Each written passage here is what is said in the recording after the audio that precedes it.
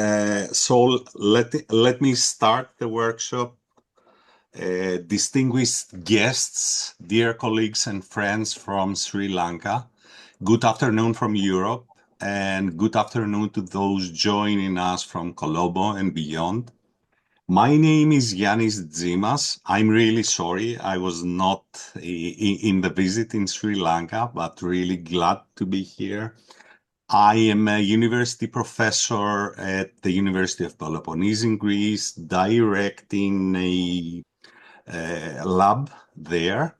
And I'm also the project coordinator of Microidea, the EU project under Erasmus Plus program of the EU.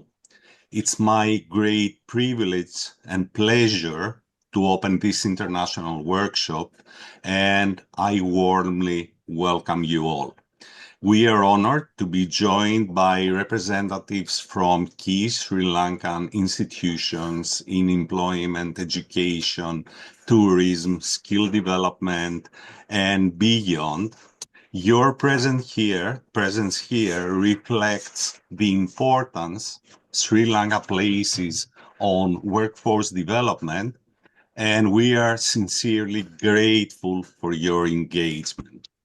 I would also like to warmly welcome Dr. Zlatan Savic, former World Bank senior IT specialist, whose expertise in skills system and international development will be valuable contribution to today's discussion.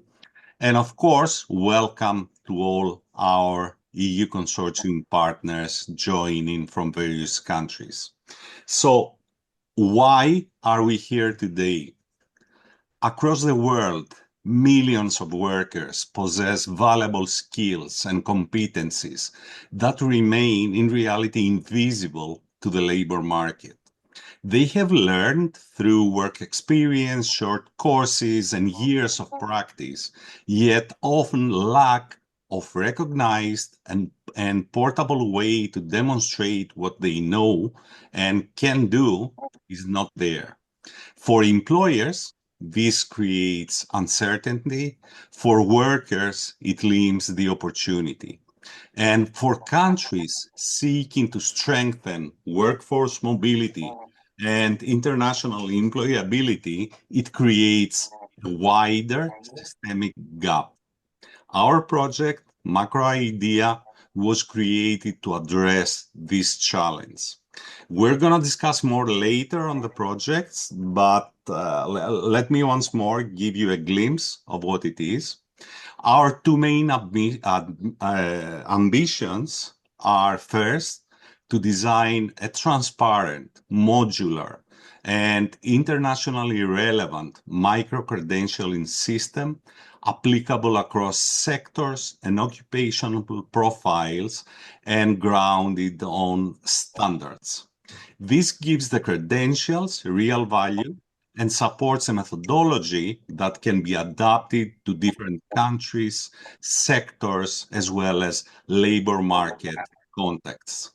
The second aim is to develop an AI-powered digital platform with two interconnected functions: labor market intelligence and job seeker support, and personal development. Our platform, you're going to see it later, analyzes job postings and labor market signals to identify skills demand, emerging trends, and gaps between worker profiles and employer needs. At the same time, it supports individuals by allowing them to upload a professional profile, receive grounded AI-driven recommendations for scaling and upskilling, and follow personalized pathways towards recognized credentials. To test this approach, Microidea has focused on the tourism sector as a proof of concept, using the occupational profiles as a concrete starting point. Tourism was selected because it's globally relevant, labor intensive, and highly affected by challenges of skills recognition and portability. Our pilot serves as a laboratory for a model designed to scale across sectors and borders. And this is why today's exchange with Sri Lankan stakeholders is so important. Sri Lanka has a vibrant tourism industry, strong vocational education and training institutions, a significant workforce engaged in international employment, and a clear interest in making skills development more effective and more visible. We believe there is strong common ground, and we're here not to present finished solutions, but to explore what future collaboration would look like. And let me give the floor here to Athena to explain how our workshop is gonna run. It's about two parts, but please, Athena, go further and explain. On my end, thank you very much for being here. Athena, the floor is yours. Okay. So thank you, everybody, and thank you, everybody, and I warmly welcome you in our workshop today. And I need to thank Niro and Razan for their help in order to achieve this great uh, idea that we had in order to after our meeting in Sri Lanka, that we learned so many things about you and your organizations and the way that you treat the whole thing of upskilling and reskilling. Now we thought, and as we already discussed with you then, that it is time to have a more deepened conversation on in these subjects.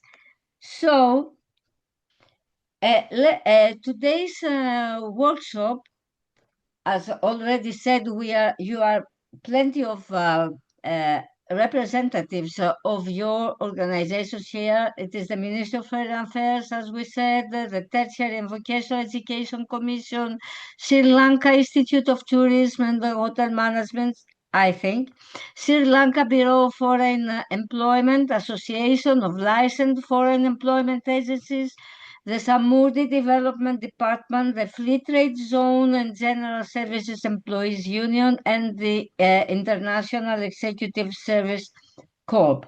And it would be nice to tell you that from our part, the consortium of the partners of Microidea Consortium are 12, and we have the University of Peloponnese as a leader, as Yanis already presented, and also we have the European Forum of Technical and Vocational Education and Training, the German Hellenic Chamber of Industry and Commerce.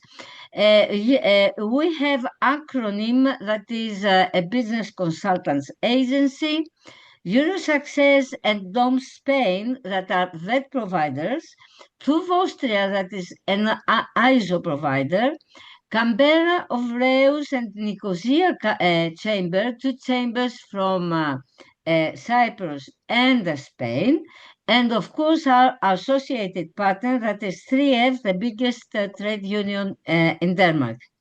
So what about our today's workshop? It is built in two parts. The first part, we will explain you a bit more about the project, the Microidea project, and the tools that we have been created during this project.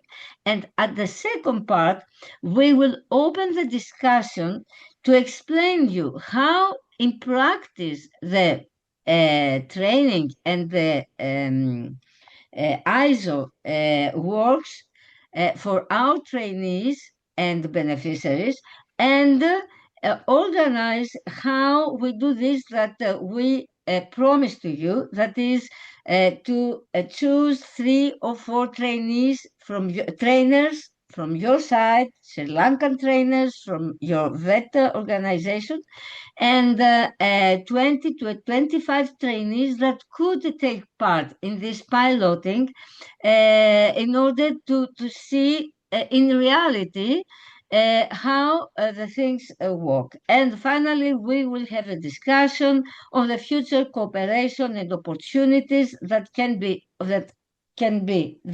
are there and are open to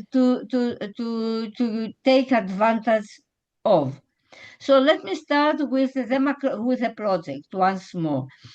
So the Microidea project is an Erasmus project aiming to develop an innovative approach of micro-credentials implementation and recognition that has the potential of becoming mainstreamed in a European scale and further, not only in a European scale, but in an international scale. And this is the reason why we came to Sri Lanka to start collaborating with you.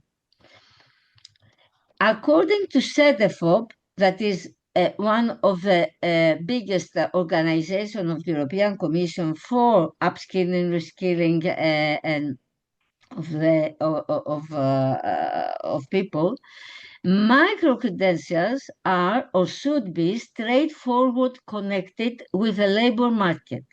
The skills that are gained should reflect learning outcomes and skills leading to an occupation, to obtaining gainful and sustainable employment by securing skills and qualifications, and where possible, occupation. So, under this perspective, what is the Microidea methodology? It is an innovative approach for macro-credentials implementation and recognition. Our goal is to make micro-credentials mainstream using something that is not very well known, not only internationally, but even in the European Union countries, the ISO 17024, that is for quality and global alignment. So the key features of our methodology are based on measurable outcomes, response to evolving job roles, enables accumulation and stacking towards full qualifications, and promotes reskilling and lifelong learning. Just a few words about the ISO and all the other European qualifications or those that you use in your country. And later on, our colleagues from TÜV will explain you more about this ISO 17024. So, two are the most common and known pathways used to the certification of professionals qualifications in Europe, at least. It's the European Qualification Framework, and it is the international standard ISO 17024. What are the advantages of ISO 17024? It offers a global recognition. It is its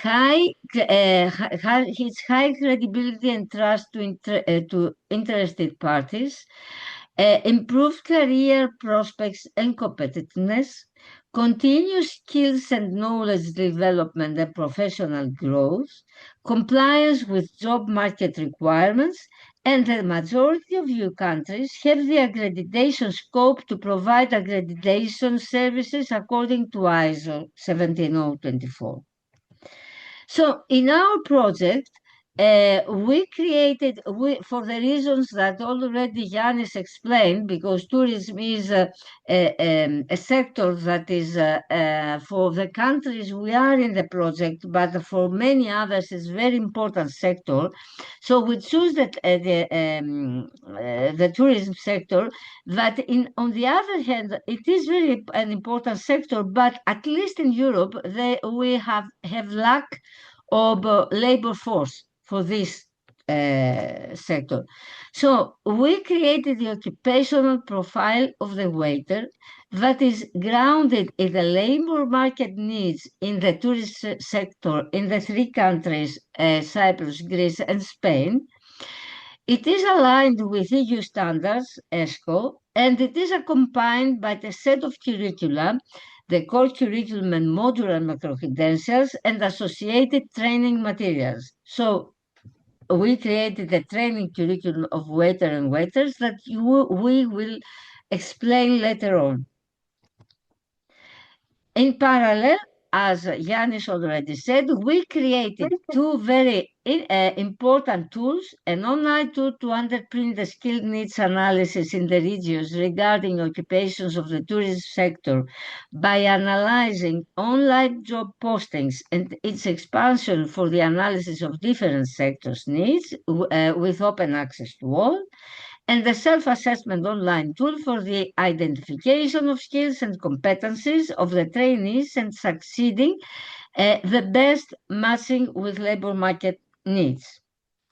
So, in this way, having what is the real idea of micro-credentials, we worked by identifying skills needs in the tourism sector. We developed a modular training course with modules and micro-credentials. We proceed with the assessment of skills obtained by using the methodology of ISO 17024, and in this way we try to bridge the national qualifications learning outcomes and ISO 17024 where possible to enable the recognition of prior learning in formal contexts.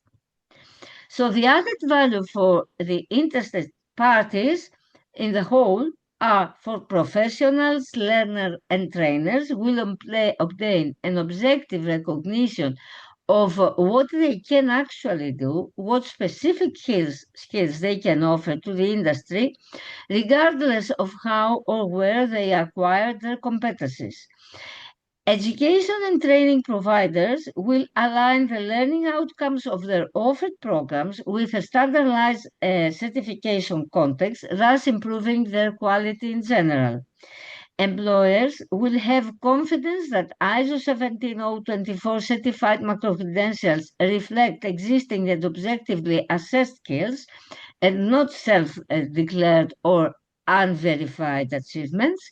And finally, policymakers and other stakeholders will have an internationally recognized quality assurance model that builds trust in the process, main factor to achieve the portability of micro-credentials between training sectors within the labor market and across countries. So thank you very much. I stopped sharing my screen to give the opportunity to Olena from DOM Spain to continue analyzing more the curriculum and the way we build them.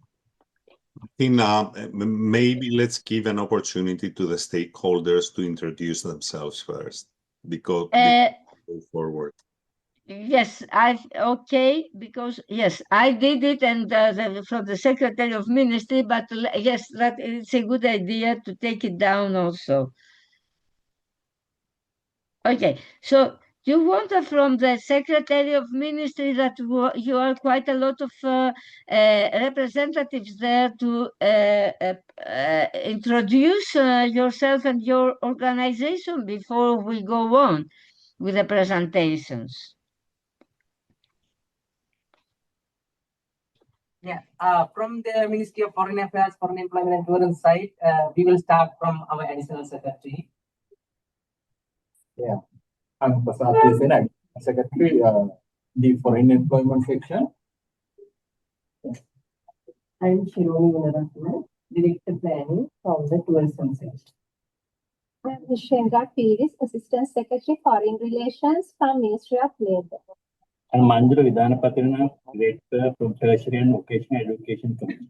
I'm Rishika Variyaperuma, Assistant Director Skills Development, Ministry of Education, Higher Education and Vocational Education. I'm Nirosha Gamage, Assistant Director Planning for Employment Division. I'm Ashwita Mansavandu, Assistant Secretary from the Foreign Employment Division. I'm Nihal Khan, the Senior Assistant Secretary of the Ministry of Foreign Affairs, Foreign Employment and Tourism, working for the Foreign Employment Section. Okay. I'm Ali Kumar. I'm the Additional Secretary Development of the Ministry of Foreign Affairs, Culture and Tourism. Again, working in the Foreign Affairs section, Foreign Employment section. Thank you very much. And I see that we have Mrs. Nirmali Mendes. Yes? Yes, thank you very much. And I'm Nirmali Mendis, representing Sri Lanka Institute of Tourism and Hotel Management, one of the premier hospitality training centers in Sri Lanka government. And I'm here with my Director General, Mr. Vasanta. He will talk. Okay. Thank you. And thank you very much. And can you present yourself also? I think we have, sorry, I'm trying to see from the under the lines here. Okay, near M. It is Nero and Zlatan? Zlatan. Yes, Zlatan. Of course, Zlatan. You are another third country now, from another third country. So, Zlatan. Thank you. This is really impressive group, workshop, and I hope I will learn a lot from it. I'm Zlatan Savic. I'm a previous World Bank senior public information system specialist, and I worked a lot in social protection, jobs, employment, and skills. So this is super interesting for me. Also, before my World Bank career, I was a deputy director and director of two educational centers they were focused on vocational training and distance learning. So these are not in tourism, unfortunately, but I believe the principles are very similar. Also, in the World Bank last year, I was leading the development of the Global World Bank Digital Health Competency Framework and training and skills development based on WHO competency framework. So I hope this experience can also help you guys, to move forward with this. And I'm already learning a lot. Thanks. Thank you, Zlatan. I can recognize that we have the free trade zones with us. Who will give a hello from there? Razan? Hi, this is Ranjan Kurian, representing Free Trade Zone and General Service Employees Union. Okay, thank you. And Makita Nawam is also from the trade union? Hi, Athena. I'm Mahika from Trade Zones Union. Okay. Nice to meet you, all of you, and welcome all to the meeting. Thank you. Thank you. And okay, MGSS, I don't know, Kitsiri. Kitsiri, yes. Is which organization? It is the Samudi Development Department, yes? Yes, correct. Yes. Okay, I'll ask after.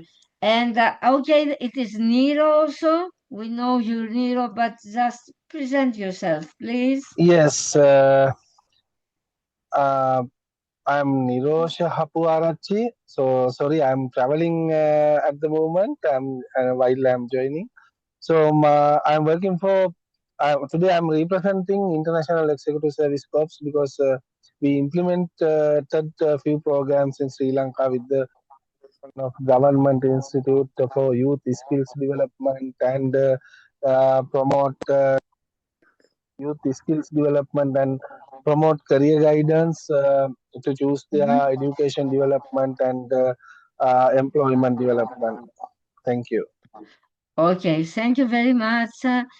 Thank you. And is somebody else that I don't see here? Menara. Who is Menara? Who is representing Menara? It's all right.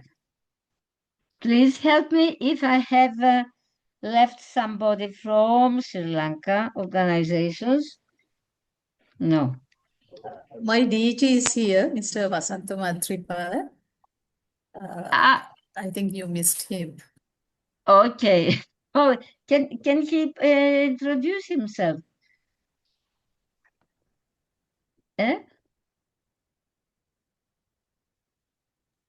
Okay. Mr. Vasanta, are you here? I can see DG's rhythm is here. I'll give a call and see. Okay, all right. So thank you very much, all of you. I don't know if it is the time to, before go on, to open all of us our screens in order to give the opportunity to our communication department to have a family photo before, we lose each other later on. So please open your screens, in order to have a nice family photo. Am I right, Evgenia?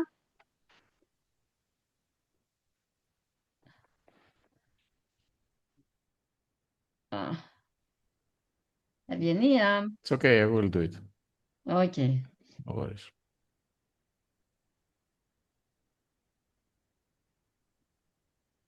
It's all right? Yes. Okay.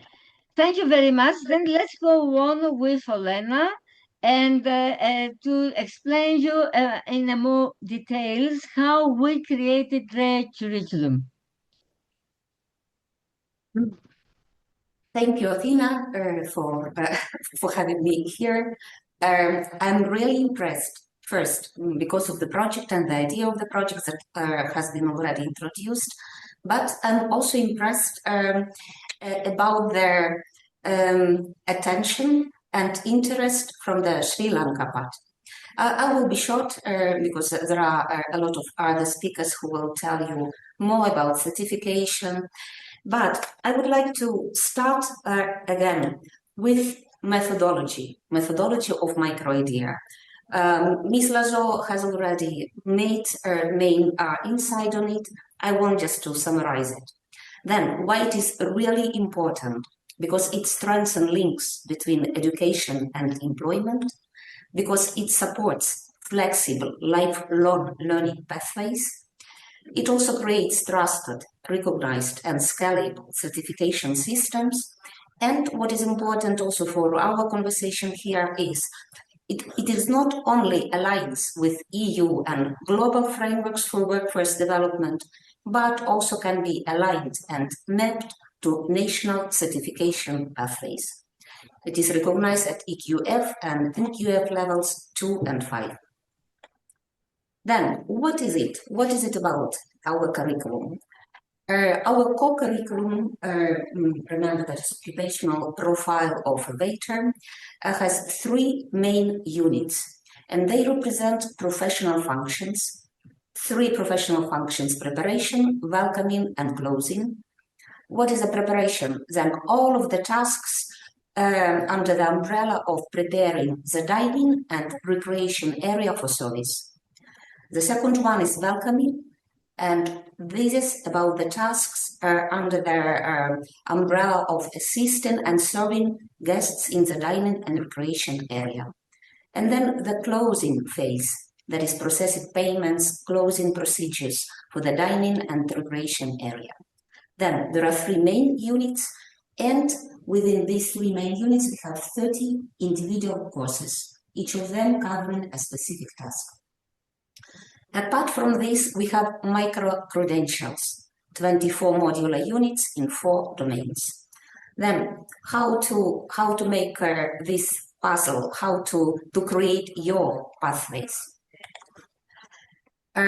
Each main professional function, there are 3 of them, include sub-units.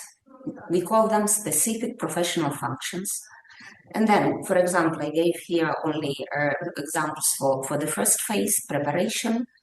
One of them is check the dining room cleanliness, furnishing and equipment of a dining and recreation hall, prepare the restaurant for service. The second phase, welcoming, has 6 specific professional functions, and the third one, closing phase, has 3. And then each of these SPF, specific professional functions, is linked to one or more micro-credentials that we have developed during the project. Then, what micro-credentials we have? They are linked to 4 domains: green skills, soft skills, technical skills, and digital skills. Another group of micro-credentials that is country-specific micro-credentials. Each country analyzed the needs in their region, in their country, and then agreed on the needs and this or another micro-credential.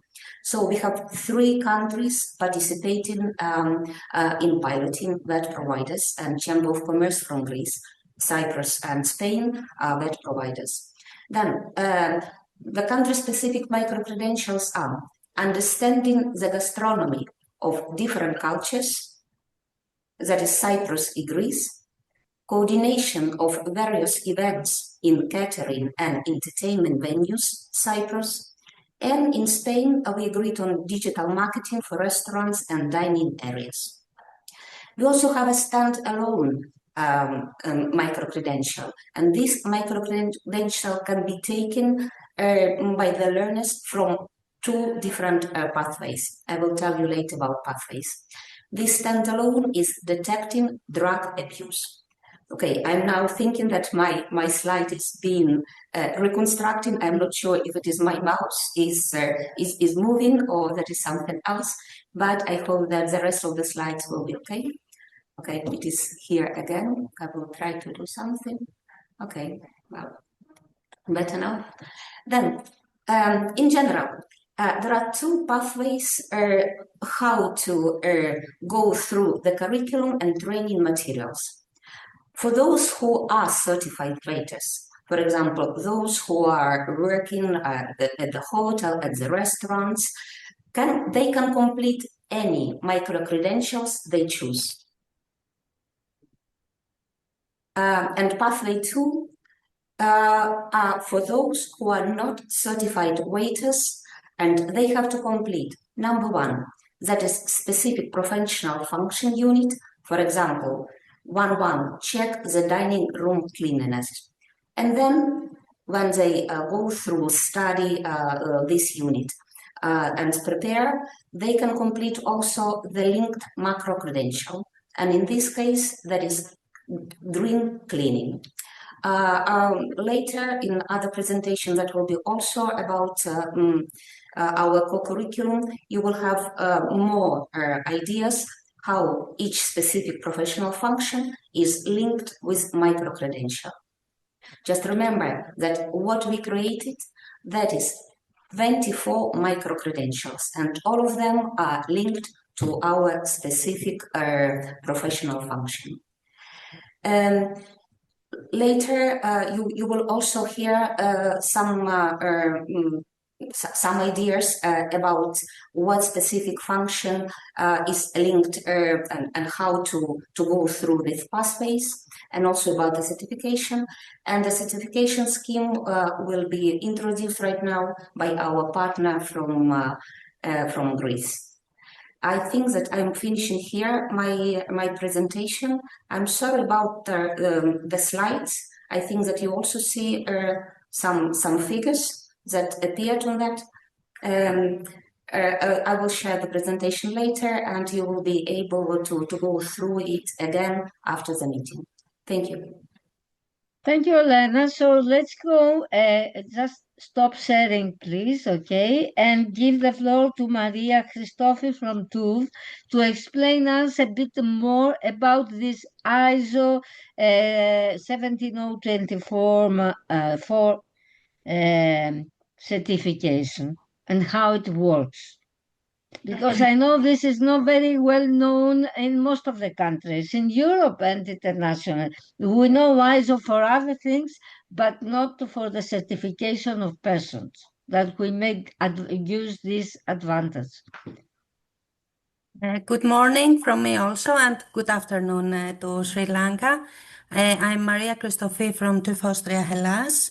We are a certification body. We are involved in this project in order to certify the microcredentials according to ISO 17024, which is an international standard that sets globally recognized principles for the certification of professionals' knowledge, skills, and abilities. It concerns persons, not management systems like ISO 9000. It concerns only persons. So it the standard defines the requirements for impartiality, objectivity, and independence of the certification process, defined competence criteria derived from occupational or learning outcome standards, validity and reliability requirements for the assessment, requirements for ongoing surveillance of the certified professionals, and the procedure for the recertification after the end of the validity of the first cycle of the certification. And of course, it sets requirements for transparency and fairness for the about the evaluation of candidates. The certification with ISO 17024 brings value through confidence and trust on the assessment procedure because it is conducted by a third party, an accredited certification body, and it is reconfirmed at defined intervals.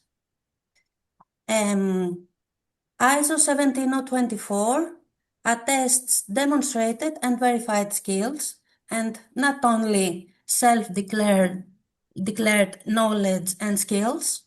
It connects education, training, and on-the-job experience with the labor market.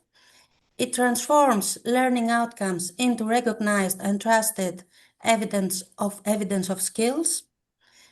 And of course, it provides alignment with the framework for microcredentials because it encourages cooperation between educational partners, social partners, labor market, and all involved stakeholders. It uses a specific learning outcome as the unit of assessment and recognition. It imposes fair, transparent, and reliable assessment procedures, and it may support both concepts of portability and stackability and offers quality assurance and trust in results. We say that using ISO 17024 is a pathway to integrated quality assurance because microcredentials may be reliable if they are trusted, portable, and integrated within structured quality frameworks. ISO 17024 brings quality, transparency, and impartiality. And at the end of the day, it provides a turnkey environment in which it is ensured that the assessment of the learning outcomes meets the highest standard of competence, impartiality, and transparency. And finally, about the global recognition of ISO 17024 certificates, our organization, TÜV Austria, is accredited according to the international standard ISO 17024 by the Hellenic accreditation system, which is the national accreditation body of Greece. In Sri Lanka, you have the Sri Lankan accreditation board, I think, SLAB, I believe it's the acronym. So the Hellenic accreditation system, ESID, has signed all multilateral and mutual recognition arrangements and agreement of the International Laboratory Accreditation Cooperation and the International Accreditation Forum, who recently formed a global the Global Accreditation Corporation Incorporated. It's a new organization that started in January of 2026. So signing these agreements, all accreditation bodies recognize the conformity assessment of other countries' accreditation bodies. So a certificate according to ISO 17024 has the same validity in Greece, in Australia, in Sri Lanka, in all the countries globally. That's it from me. Thank you very much. Thank you very much, Maria. Before we proceed with the labor market intelligence and skills identification tools, allow me to say that in our consortium, I forgot to refer to EARP, that is a Polish Research Institute, and also to P Consulting, that is our Greek firm. Also, they are very well in IT and but also in communication and dissemination systems. So apologies and thank you. And let's proceed with Kostas Yotopoulos from the University of Patras for the IT tools. Hello to everyone. Let me share my screen.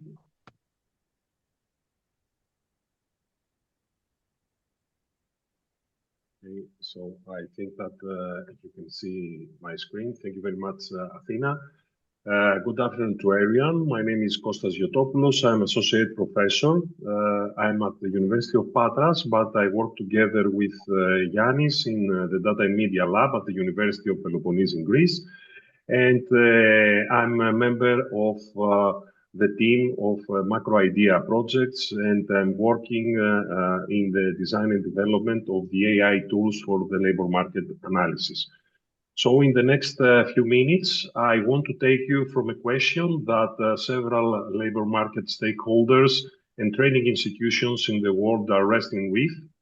The question is, what skills does the market actually need right now? To two concrete tools that we have built in order to answer the specific question and the live demonstration of what they look like in practice within the frames of Microidea project. So what I will try to cover today, this session is built around two interconnected digital tools. The first one is a labor market intelligence dashboard, a system that actually scans live online job postings, extracts skills using AI, and visualizes what employers and job seekers are looking for in real time. The second tool is the Microidea Skills Portal, an AI-powered platform which is live, where job seekers and trainers can put that intelligence to direct personal use.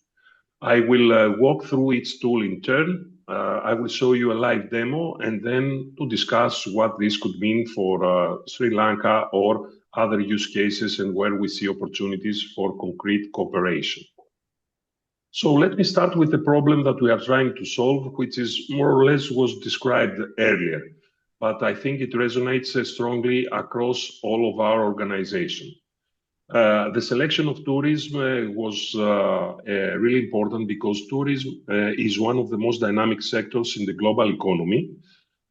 Skills need shift with seasons, with technology, with crisis. We have seen this during and after the COVID period. The challenge is that training systems typically move much more slowly than the market. A curriculum designed 3 years ago is teaching skills that may no longer reflect what employers are posting for today. On the left side, we see 4 challenges that we have identified when we are piloting these solutions in Greece, in Cyprus, and in Spain. And I suspect this could be recognized also in other areas like in Sri Lanka. Training providers lack real-time data, so workers do not know which skills to develop. Certification schemes were disconnected from actual employer demand. On the right side, we see the response of our project, of Microidea project. We have built a pipeline that continuously collects and analyzes online job vacancies. It classifies skills against the European ESCO classification and feeds that intelligence into live dashboards and to an AI recommender for individuals users. Now, let me show you how we are doing this. First of all, the labor market intelligence dashboard is the first of the two tools that we are going to demonstrate to you. Its core purpose is to give a continuously updated picture of employer demand in a specific sector. We have selected tourism and more specifically the waiter occupation, which is our proof of concept role within the frames of Microidea. We cover 3 countries, Greece, Cyprus, and Spain, 3 Mediterranean tourism economies with significant volume and diversity of job postings. The technology stack that we are utilizing combines AI tools, large language models, the ESCO occupational taxonomy, and other internationally recognized standards in order to visualize the information into interactive business intelligence dashboards. Now, it is worth mentioning that our system has developed a pipeline that works in 2 phases. The first phase is the data collection and the pre-processing. So what we are doing is that we crawl job posting portals continuously every day. We clean, we duplicate the data, and we standardize them for analysis. The second phase is where the AI comes into. So we have the AI layer. We apply large language models in order to understand and to interpret each job posting, to extract the skills which are requested and to map them to ESCO codes and to other international standards, in order to have at the end a structured comparable data set across countries and time periods. The result is a comprehensive living database of what tourism employers are actually asking for, which is updated continuously and not once per year. So we have several portals that we crawl down every day. In Greece, we cover 6 major national job portals, in Cyprus 2, in Spain 3. These are all major national platforms with high volumes of hospitality and tourism postings. What it is important here is not the number of portals, but the geographic and market diversity that they represent.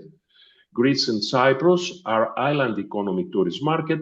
Spain is a mass tourism destination with a very different employer demand profile. So these are very good use cases not to compare skills demands across 3 different contexts, 3 national contexts, and this gives us a rich picture that any single market would. Now, for Sri Lanka, we believe that a similar mapping on different job portals will be a natural first step adapting this methodology. Now, it is time to give you an idea of this first tool. So I will open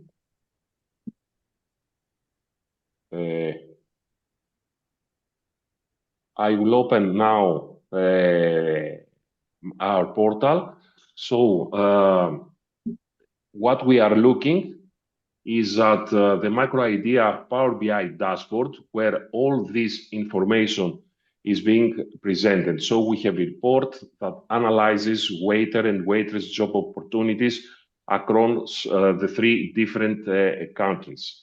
So what kind of information we can see right now? We can see skills, essential skills for waiter employment in Greece, the employment trends by industry in Greece, job qualifications, job opportunities, and all these are represented in the 3 different countries. Now, on the right side, we see an AI report which is generated for each type of information. So, for example, here we see an overview of the job postings that we collect from the 3 different countries. in the last period. So we are able, if we want to isolate a specific country in order to see numbers. So, for example, we see that the Greek job postings are of the biggest majority.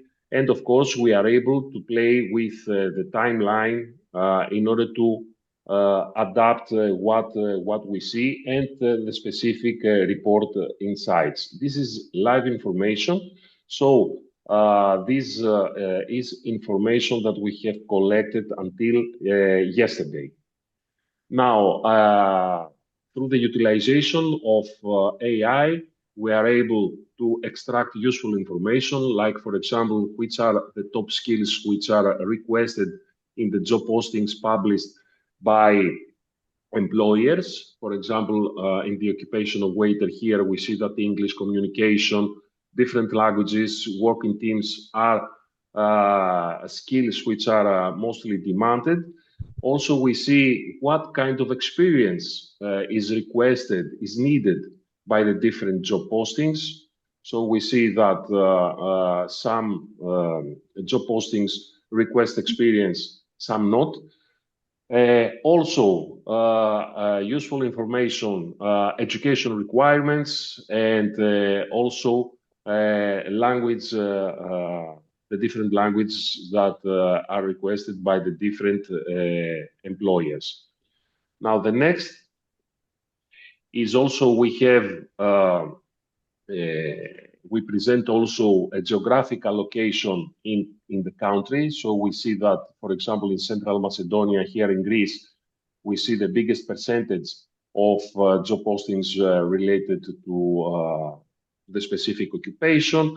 And then we see Crete, Attica, the islands, and so on. Now, also, the occupation of waiter is active in different subdomains of tourism. So we see that based on ACE codes classification, we have several domains, several sectors, industry sectors under tourism, which request the occupation of waiter. And also we analyze the job postings per employment type, whether it is full-time, seasonal, part-time, and so on. This is the information that we extract from the job postings. The first part that we have seen was related to Greece, and we are doing the same things also for the other countries, like in Spain, the education requirements, the languages, the jobs posted by state. We see that Catalonia and Andalusia are the areas, the geographic locations with the bigger demand in the specific occupation. The different domains under the tourism sector, the employment type, and so on. And the same also we are doing in Cyprus. Of course, this is just for the proof of concept. We are able, through the utilization of AI, to extract several kinds of information. The most important thing is that we collect every day the job postings from different job portals. We analyze, we understand the text through the use of AI, and we export in a systematic way the information that it is interesting for the job seeker, for the policymakers, for training institutions to understand what it is needed by the market right now. Now, the second part, the second tool is the Microidea Skills portal, which is live at the URL portal.macro-idea.eu. I will open it and I will share it to you in a moment. Now, if the previous dashboards answer the question, what does the market need? The skill portal answers the question, what does this person need to do to meet that market at the individual level? And the answer to that question is powered by our AI system. The platform has two distinct user roles, the job seeker and the trainer, and it is available right now in English, Spanish, and in Greek. The core engine is an AI agent recommender that retrieves the information extracted from the job postings. It analyzes individual skills gaps against market demand and delivers personalized recommendation at user level. Now, let me walk you through both roles.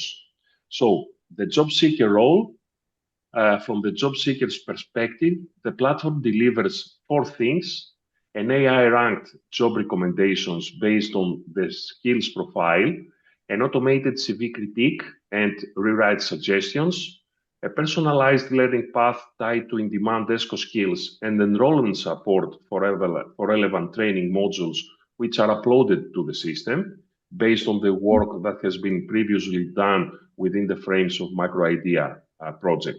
From the trainer's perspective, the platform is a management environment. From the administrative part, we are able to upload the training content, information about training, and to monitor what the job seekers are doing and information about their enrollment into different seminars in order to acquire their Microsoft credentials. What it is important to understand is that these two roles are not independent. The job seeker's skill gap data informs the trainer's understanding of what learners need and what learners have selected. The trainer modules feedback into the learning paths offered to job seeker, so it is an interconnected ecosystem. Now, let me walk you to the job seeker experience step by step. The first step for a job seeker is to create a profile. The second step is to upload their CVs. And the third step is to run the AI recommender. So the AI agent retrieves information from relevant job postings and training offers and evaluates their relevance using LLM-based reasoning and ranks the results and gives feedback to the job seeker. The final step is this feedback is being provided to the job seeker, so it offers a ranked job match list, a critique CV, and a personalized upskilling pathway, and the final summary report of strengths and action steps. Now, let me open the platform in order to demonstrate to you. Now, I have entered, no, this is not,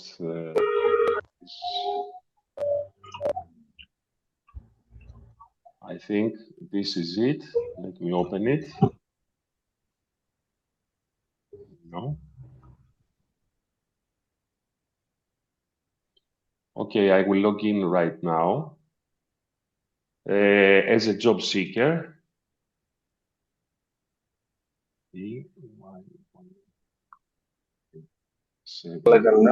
And I log in. Okay, I have logged in as a job seeker, which is Maria Papadaki. It is the first time that Maria has entered in the system, so her profile is empty.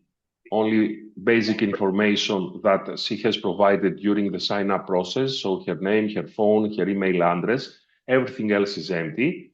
However, the user is able to fill in this information, but the most important thing is that the end user can build, can upload her own resume in order to fill in these required elements, the headline, the key skills, the employment history, and so on. I don't see. Now this is, it's not working properly because in the profile, okay, here it is. Now, In order to build this resume, the job seeker will attach a CV file. So I select the CV file from my, okay. It is a Word document. Let me open it to you in order to demonstrate it. Where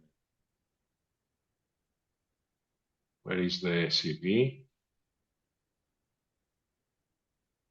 Okay, this is the CV. It is in Greek, but it is in Europass format. Although we see the English environment, these are the personal information of the job seeker, her experience, and things like that. Now we upload. Okay, we upload the CV.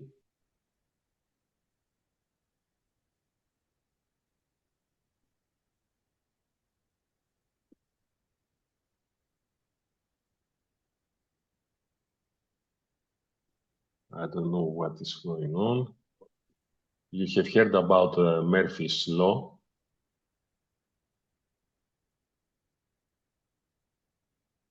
Now something is not working properly, but okay, it worked. Sorry. Because when I was trying to demonstrate to you the CV, the system ran. And now we can see that the resume, the profile of the job seeker is already filled in with a headline. So the AI system recognized all the information that was inserted in the resume and has filled in all the relevant information like education, like employment history, accomplishments, certifications, and so on. Now, based on that, we have two different choices. First is the AI-powered training path and the AI-powered career recommendation. The AI-powered training path, it generates training recommendation. It analyzes the CV. It finds some upskilling or reskilling opportunities, gaps, skill gaps for the specific person. And the AI offers specific recommendations based, of course, on the training modules that have been uploaded to the system. Now the task has started. So the service is running right now. And after a few moments, we will see the result of this AI-powered training recommendation system. What we see here is a personalized training path where the specific system recommends specific modules for the job seeker to enroll. And it is really important that we justify the specific recommendation. So we see here why this module is recommended. And of course, we give the possibility for the specific person to enroll in this module. Now we see all the different recommendations. The recommendations which are here, they are being selected from the list of the training modules that have been uploaded to the system. Now, the next part is the AI-powered career recommendations, where based on the CV that the job seeker has uploaded, there is an automated mechanism that matches the profile of the specific job seeker with the job postings that have been collected. So it analyzes positions and try to make a match based on specific criteria to the job seeker.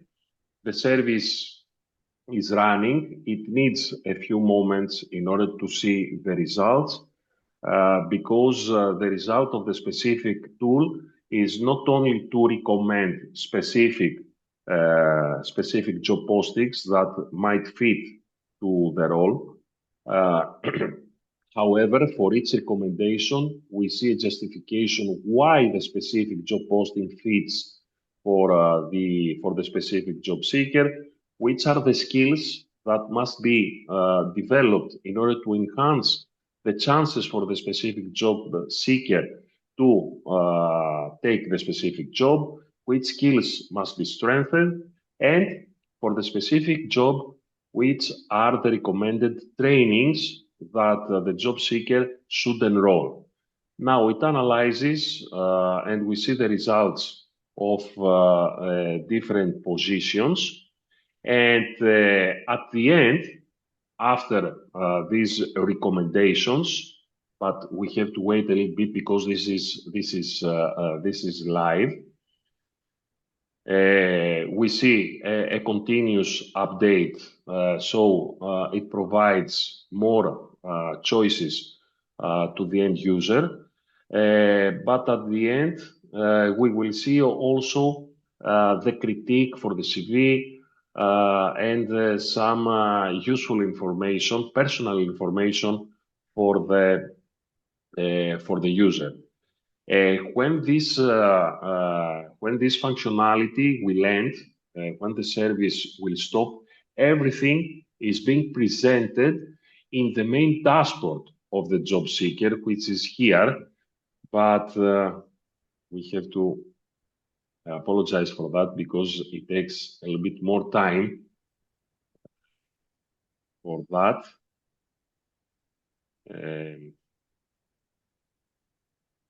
In order to have an overview of, so Maria will have an overview, which are the training recommendations, which is the career recommendation that she should follow. So we see that from 1,800 job postings, the system analyzes everything and it returns the most appropriate job postings, job offerings for the specific resume for Maria.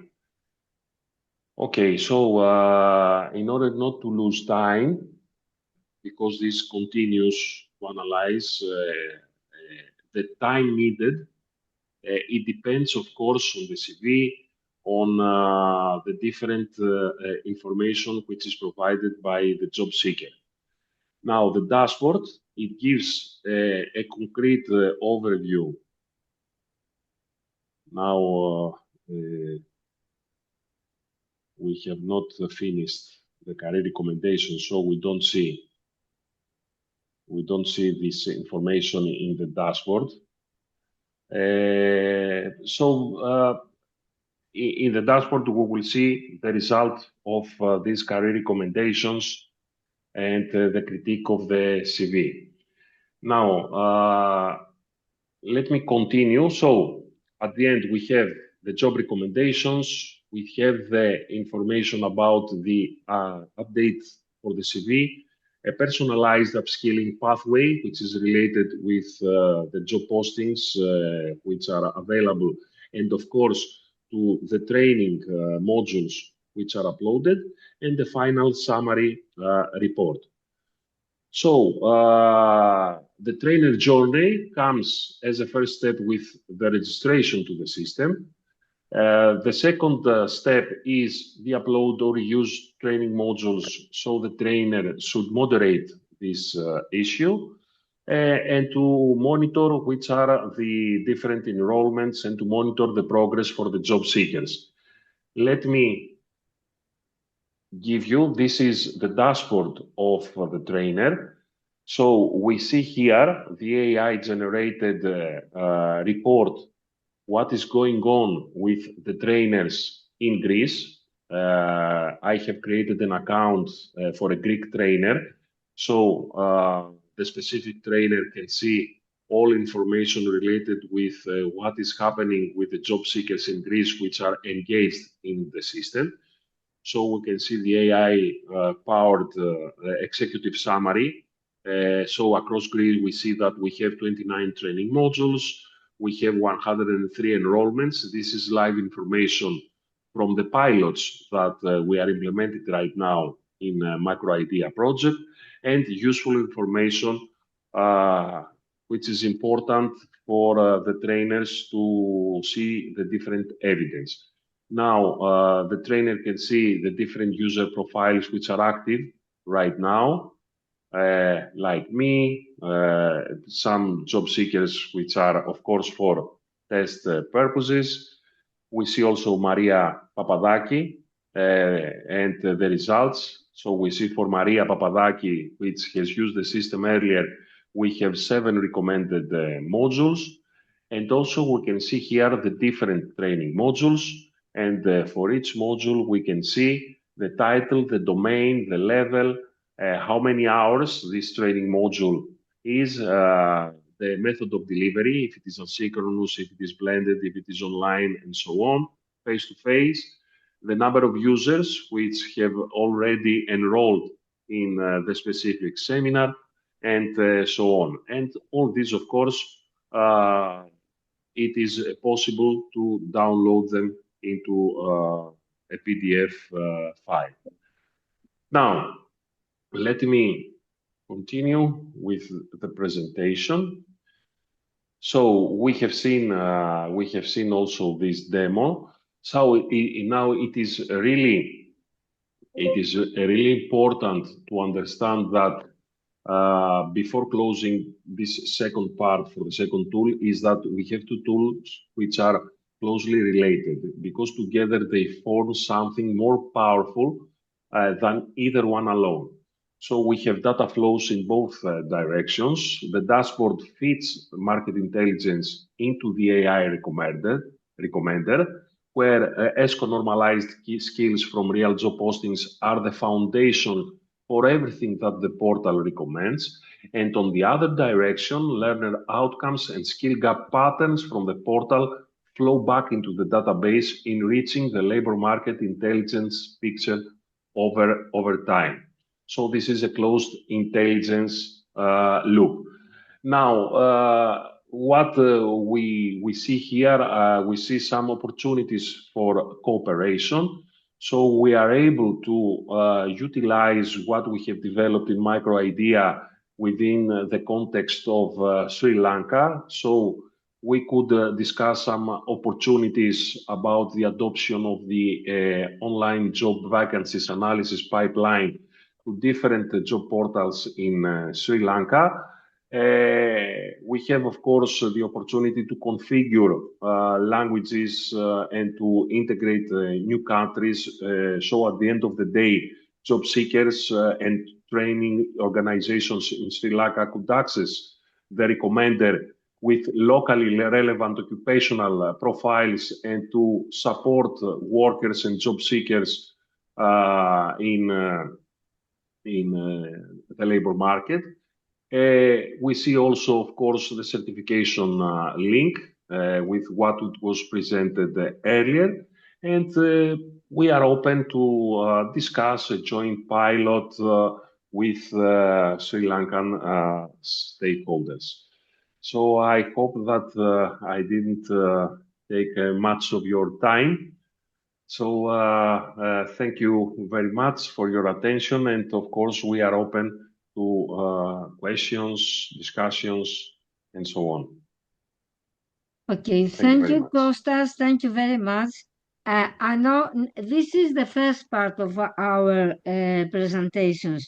And before we proceed to the second part, that will be in practice how we can do a pilot with you, and as I said, with 30 people from Sri Lanka on the projects, the deliverables and tools. Are there any questions for the time being before we proceed to the second part?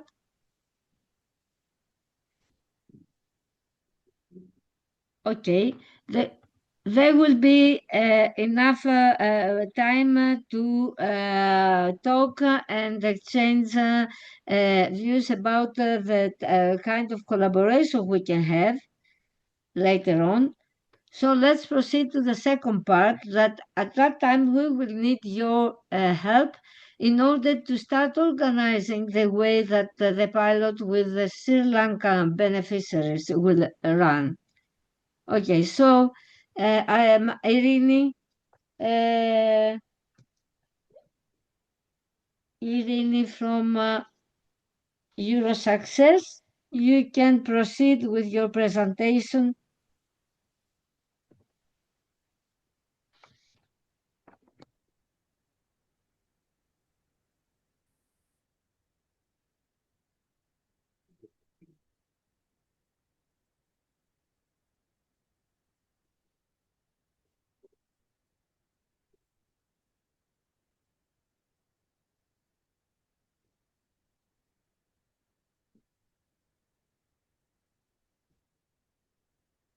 I cannot hear you.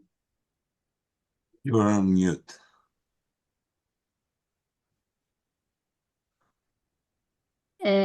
You are on mute, but still we cannot see you. I hear you. Yes, Irini, we have a problem. We don't hear you.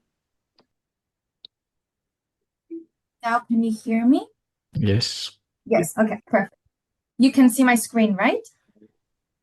Right. Yes. Perfect. So, as I was saying, thank you to the speakers before who have introduced the modules, the methodology of Microidea, and the philosophy behind the project. And now we are going to see a bit more in detail what exactly we can offer and what could be applicable for you. So our aim is to introduce the concept of Microidea and its approach to industry-oriented microcredentials, digital and practical learning tools, competence-based assessment methods, and internationally relevant hospitality skills to you. Very quickly to repeat what Olena has said before, with the help of this diagram, perhaps it might be easier to understand if you can visualize it. We have the three main professional functions. Prepare the restaurant for service, welcome restaurant guests with the application of preliminary service procedures, and processing payments and closing procedures. Now, each main professional function results into a number of specific professional functions. For the first MPF, we have 3 specific professional functions. For the second one, we have 6, and for the last one, we have 4. Now, based on those specific professional functions, we have a series of micro-credentials that can be linked to them. And of course, we have, as Olena said, country-specific micro-credentials and one standalone. So how does this look like? We have, for instance, the first main professional function, which is prepare the restaurant for service, which results into 3 specific professional functions. Check the dining room cleanliness, furnishing and equipment of dining and recreation hall, and prepare the restaurant for service. Now, from each specific professional function, we have micro-credentials such as green cleaning, detecting drug abuse, which is a standalone, and the environmental protection and recycling in catering and leisure areas. So with this idea, here you can see when we send the presentation, so it will be easier for you to study them. You can see how the rest of the main professional functions, specific professional functions, and micro-credentials are derived. So it's let's say, it's like a tree diagram of the curriculum that we have built and developed within the framework of the Microidea project. Again, this is a third main professional function and how it spreads into specific ones and micro-credentials.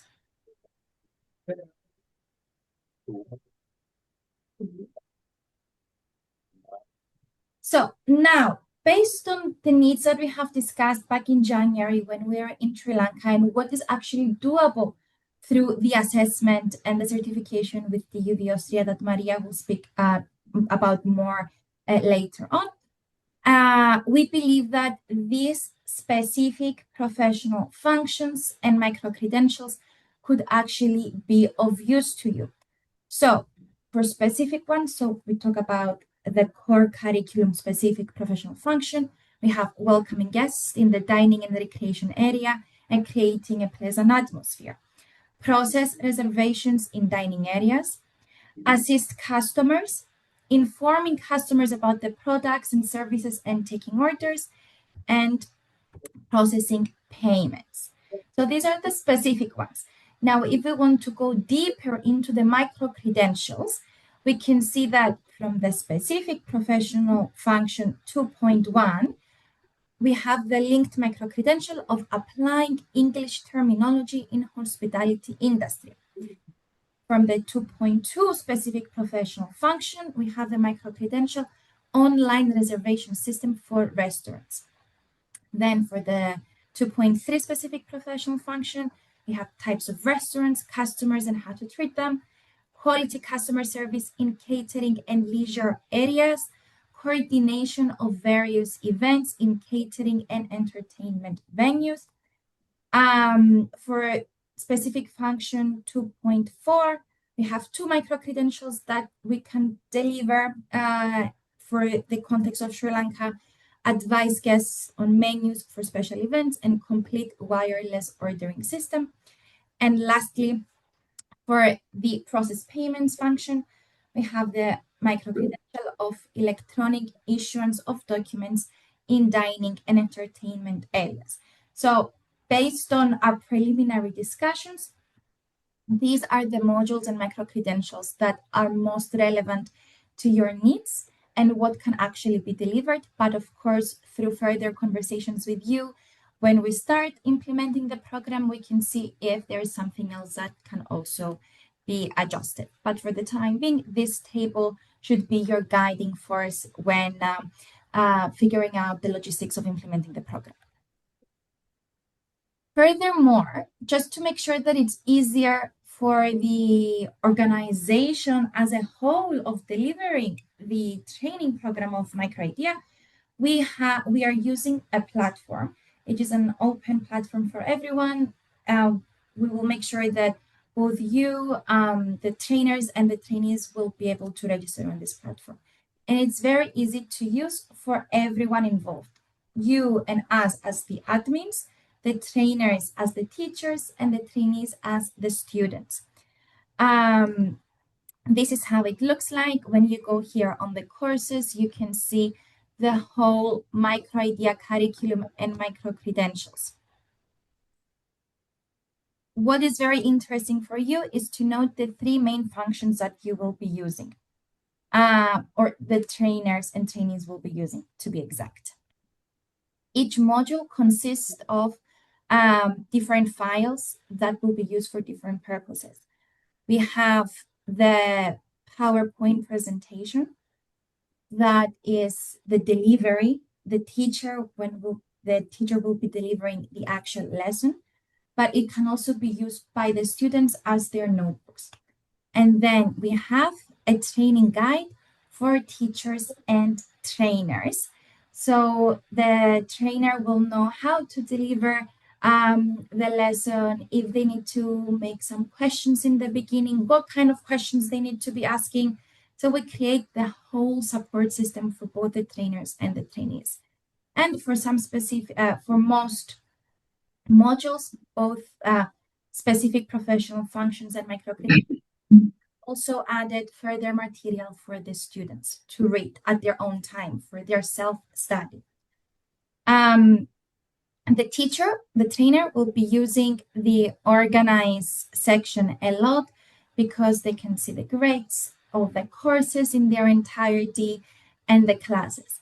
At the same time, they will be looking and using the students section where they will see who is registering and for what, and their scores. So the teacher will be scoring the students in specific areas in terms of their involvement, their progress, etc. The actual, how will the students know if they passed the lesson is through the TUV examination, But at the same time, we want to ensure that we create an environment where there is constructive feedback and students and teachers always know where they stand.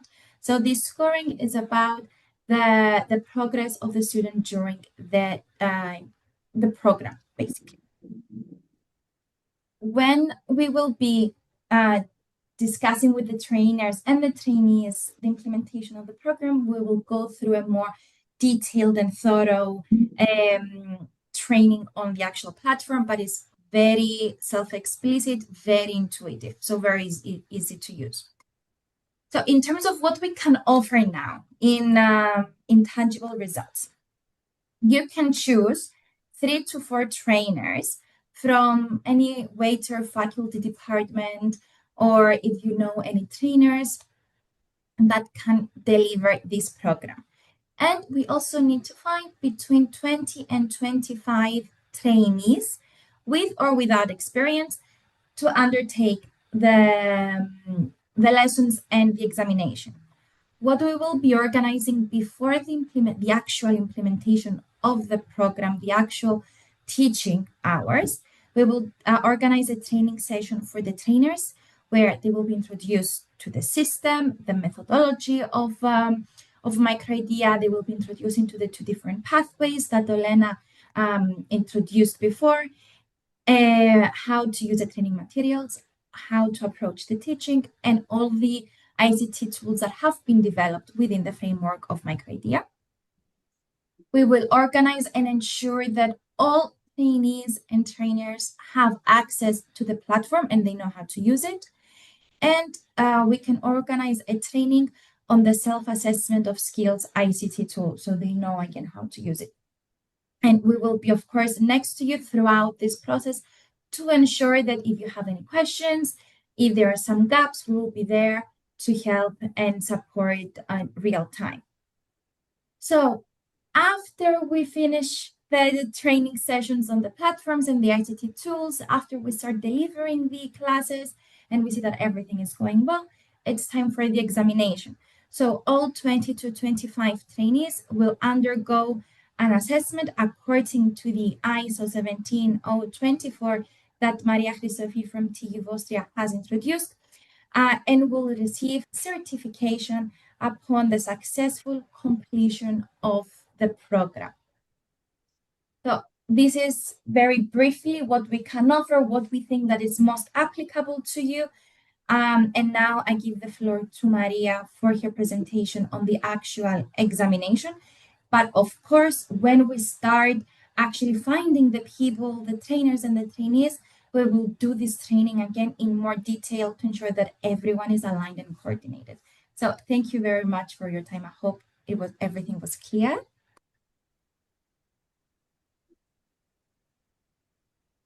Okay, and now I will give some details on the certification scheme and the way the examinations are conducted.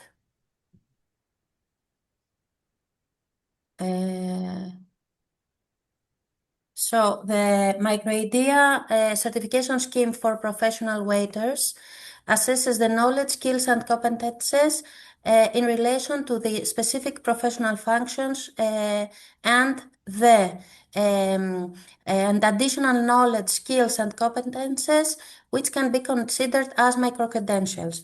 It has the certification scheme has the same structure as the training program. So we're talking about 12 specific professional functions and 25 micro-credentials to be examined. The micro-credentials, as mentioned before, are categorized as derived from the SPFs, from the specific professional functions, as standalone and country-specific, and also as green, digital, soft, or technical skills. In every certification scheme, in every ISO 17024 certification scheme, there are some prerequisites for the participation. In the specific Microidea certification scheme, for participating in the examination for specific professional functions, there are no prerequisites. The same goes for standalone microcredentials. For all other microcredentials, the candidates shall either hold a recognized certification for the occupation of the waiter, or have an ISO certificate, ISO 17024 certificate for the profession of the waiter, or finally, have successfully participated in the examination of the specific professional function to which the microcredential is linked to. The assessment for the specific professional functions and the various microcredentials might either be only theoretical, it is a quiz with multiple choice questions, or a combination of theoretical and practical examination. The practical examination is a work scenario that is given to the candidate and he has to complete various stages of the work.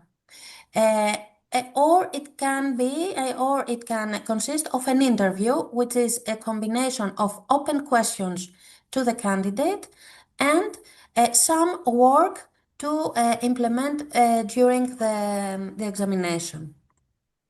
So for the trainees in Sri Lanka, as mentioned before, we have selected some SPFs and microcredentials that do not have any requirements from the candidates, and the examination is only theoretical. It's a quiz with theoretical questions, with questions with multiple choice questions. So every trainee, every candidate can select 2 SPFs and 1 microcredential to be examined for. For example, if a candidate chooses to be examined for SPF 2.1 and SPF 2.2, if both examinations are successful, he or she can also be examined for microcredential 40.1.1 or microcredential 20.1.1. The examination is conducted via Austria's e-platform in 2 ways. The first way is to have the examination in a classroom in a vet center. In this case, we have an invigilator with natural presence in the classroom. The invigilator might be an employee of the vet center. The candidates are examined all together in the classroom in a specified date and time, and they use the computers in the classroom of the vet center. The second way is to have the examination online with teleproctoring. In this case, the examination is teleproctored with invigilators of TÜV Austria Hellas. The candidates are examined in a specific date, but they choose the time slot they prefer. We give various time slots and they choose the time slot they prefer to be examined. The exam is taken in a place they prefer, at their home, at their work, or in any other place, and the candidates use their own laptop. In this case, we have a requirement for a camera and a working camera and a microphone.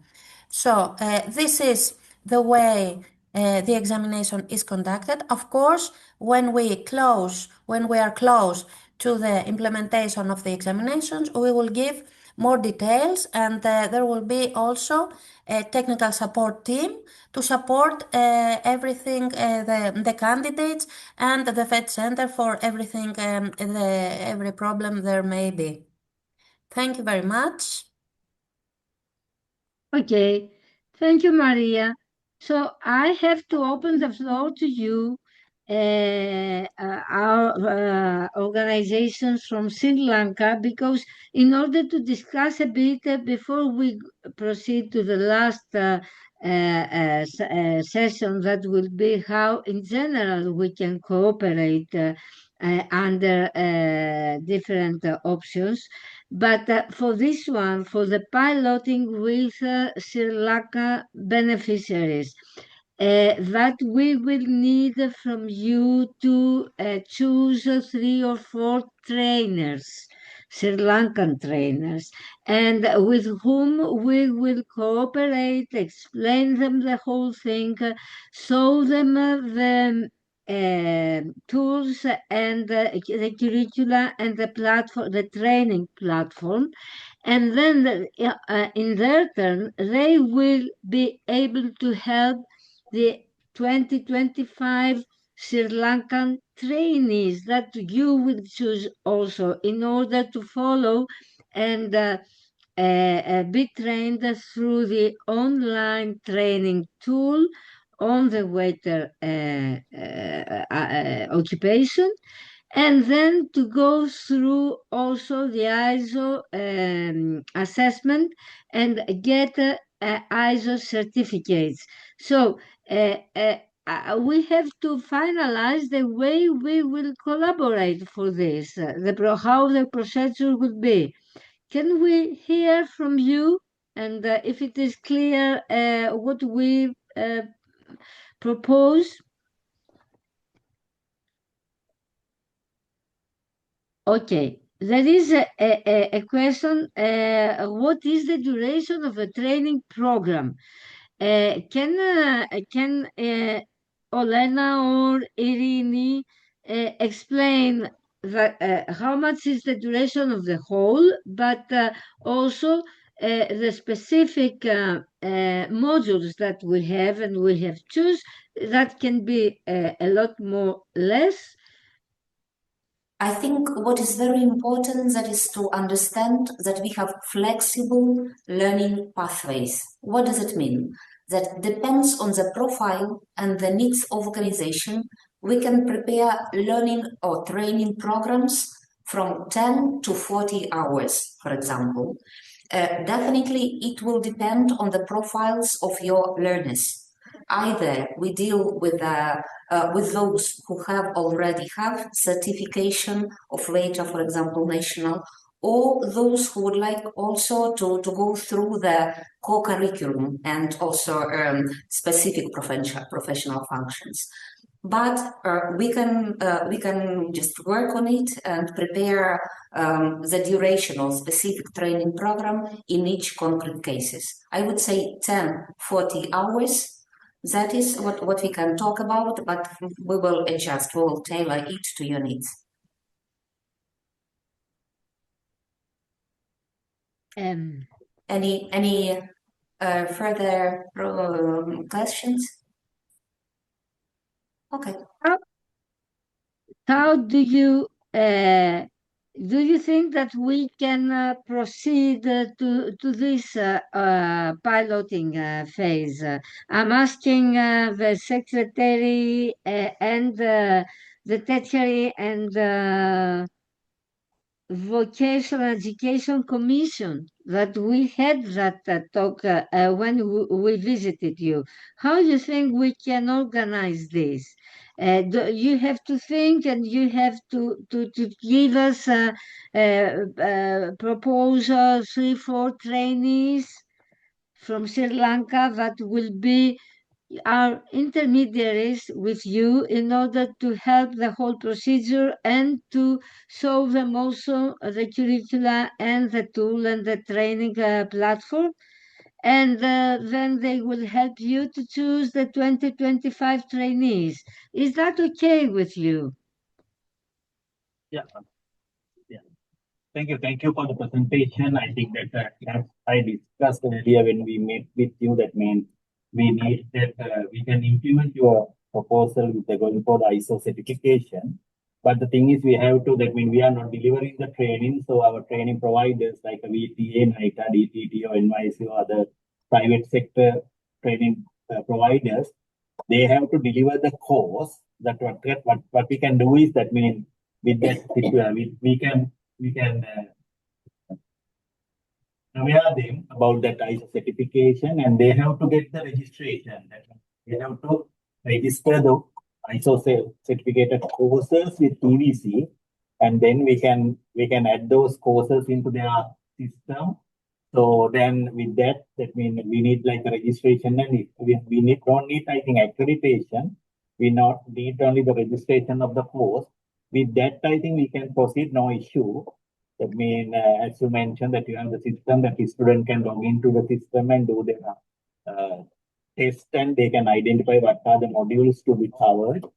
So no issue with that. We have to benchmark like ISO certification, and then the training provider can implement that training and with our registration and with our standardization procedures.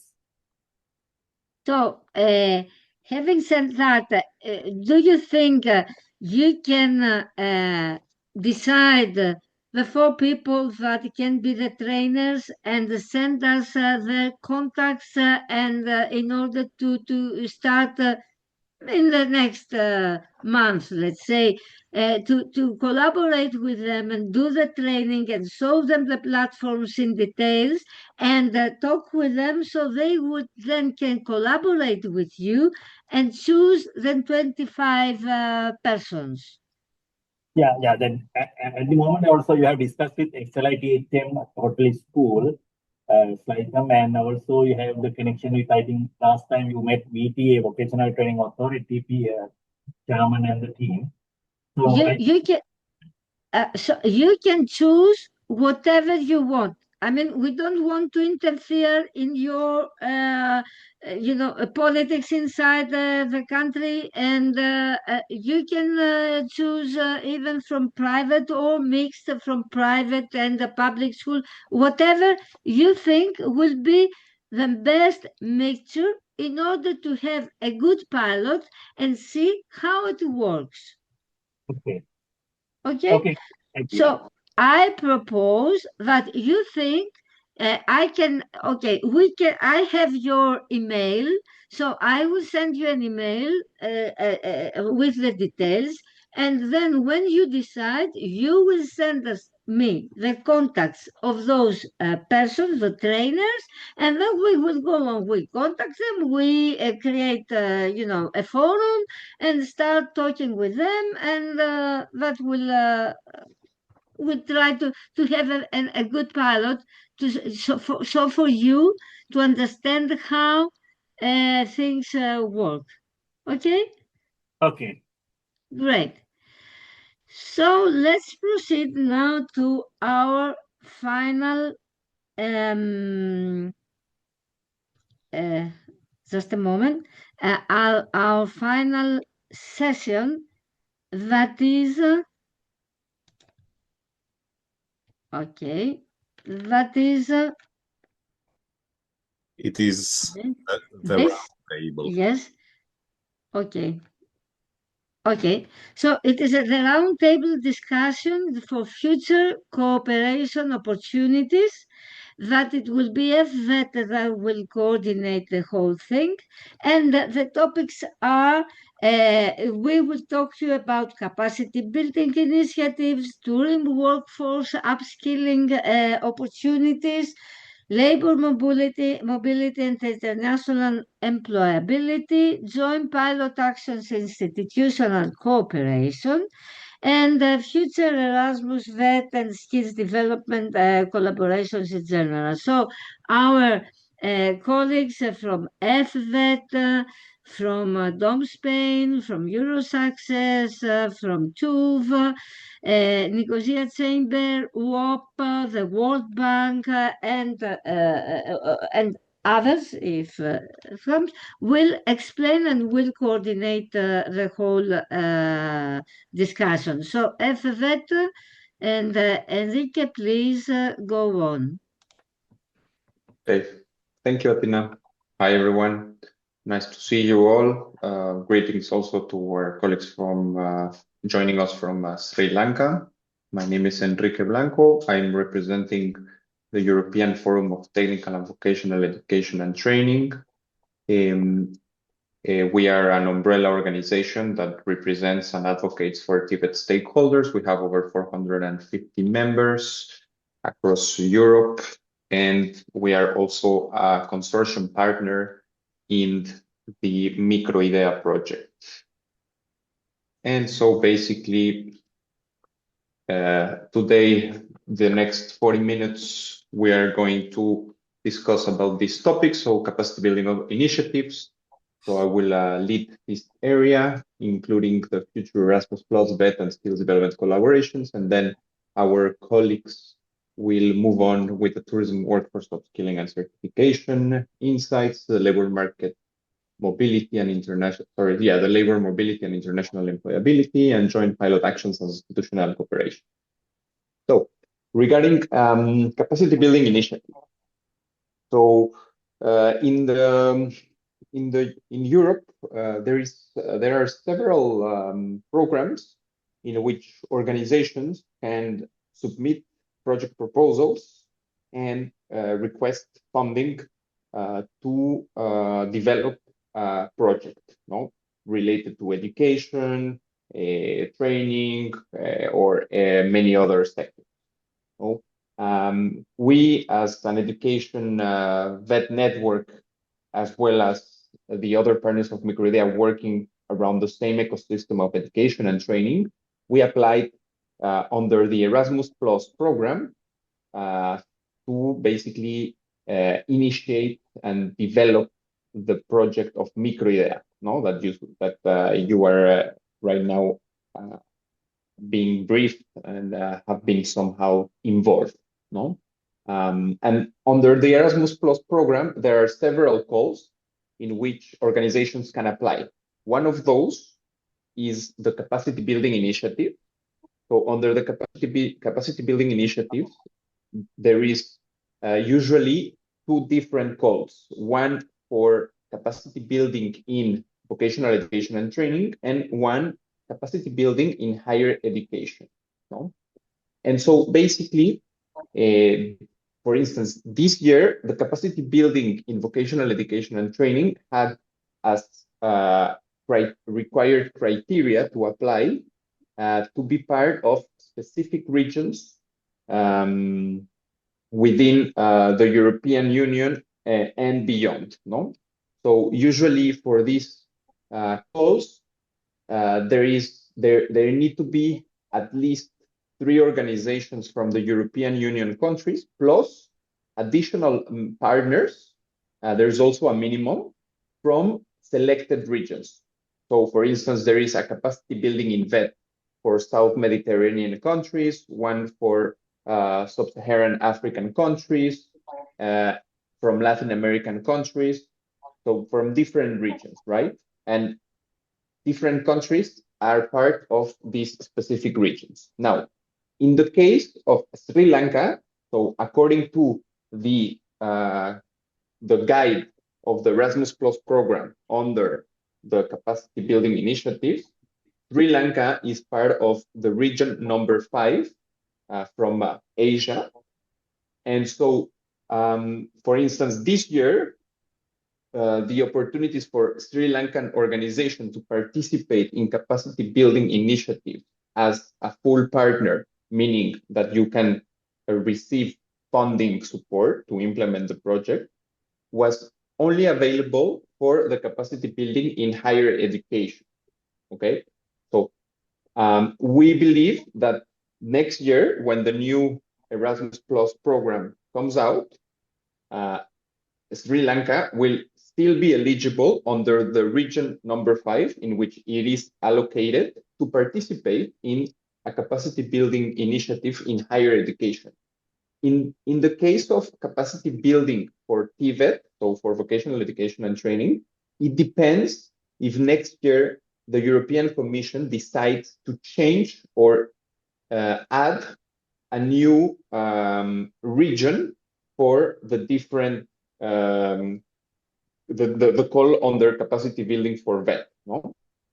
So for this, once the new program guide is out, which will happen usually around November each year, we will know whether Sri Lanka is eligible also for the capacity building initiatives for VET or only in higher education, as well as other calls related to Erasmus Plus programs, so education and training. No? So there might be other program opportunities for you to participate as a full partner entitled to receive funding under capacity building or other calls in education and training.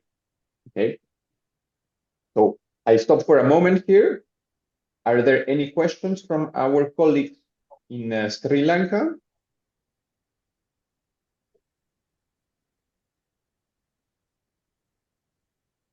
I think no. So I move on to this other slide. No? Well, maybe before I move on to this slide, just to give you a short overview, the capacity building initiative projects, as you could see, the intention, the purpose of this initiative is to develop, test and adapt training modules that are in line with specific challenges that need to be addressed and also priorities set by the European Commission in terms of education and training.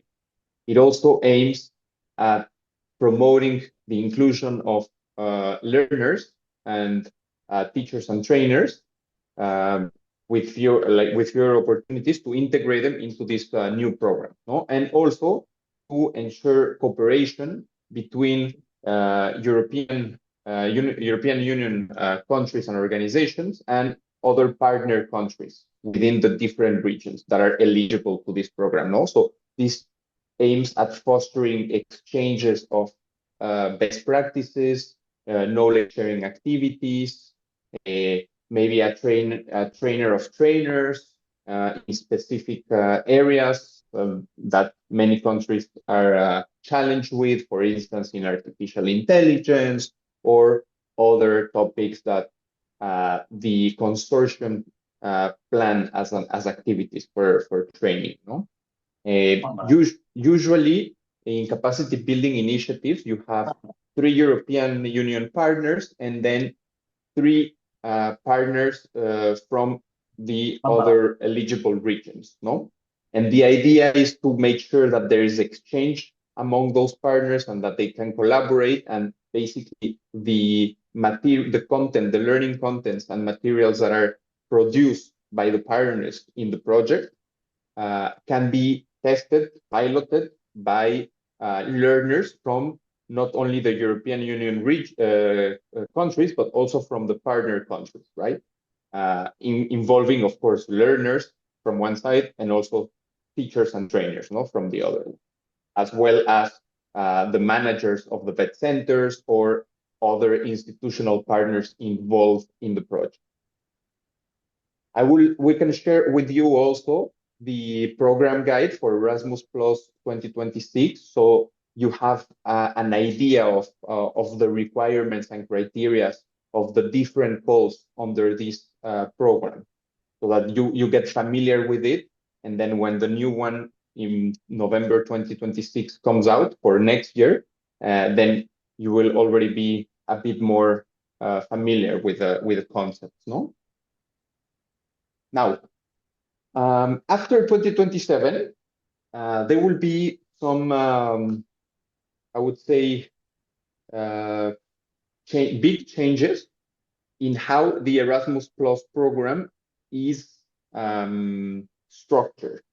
So not only changes will come in the program guide, but also the priorities, the budget, maybe also somewhere some frameworks that are being worked by the European Commission. So many things may change. And this is due to the new multi-annual budget framework from the European Commission that aims to start in 2028 until 2034. So it's for a 7-year period, okay? So this multi-annual budget framework has an impact on the different funding programs that the Commission opens to the public, to the different organizations to apply for, okay? So specifically for the Erasmus Plus program, the idea, at least the insights that we have so far from the working groups that we participate insights from colleagues working with the European institutions, the consultation working groups and meetings, is that the new program is aiming to contribute to a more competitive and integrated and inclusive European Union, no? Based on two pillars, so learning opportunities for all and capacity building support, no? To foster lifelong learning. And so for this, we've been working back and forth with some colleagues and some representatives from the Commission in the working groups to provide feedback on the priorities for vocational education and training, you know, and in the education and training in general. Learning mobility is also expected to be a key aspect of the program. So this may also be an opportunity for you and as Sri Lankan partners to apply for learning mobility opportunities under different calls for the Erasmus Plus program. No? So mobility projects usually require partners from the European Union and from other regions to basically create bridges so that we can they can do mobility activities. So sending back and forth students so that they can learn from each other's institutions, and the same for teachers and training.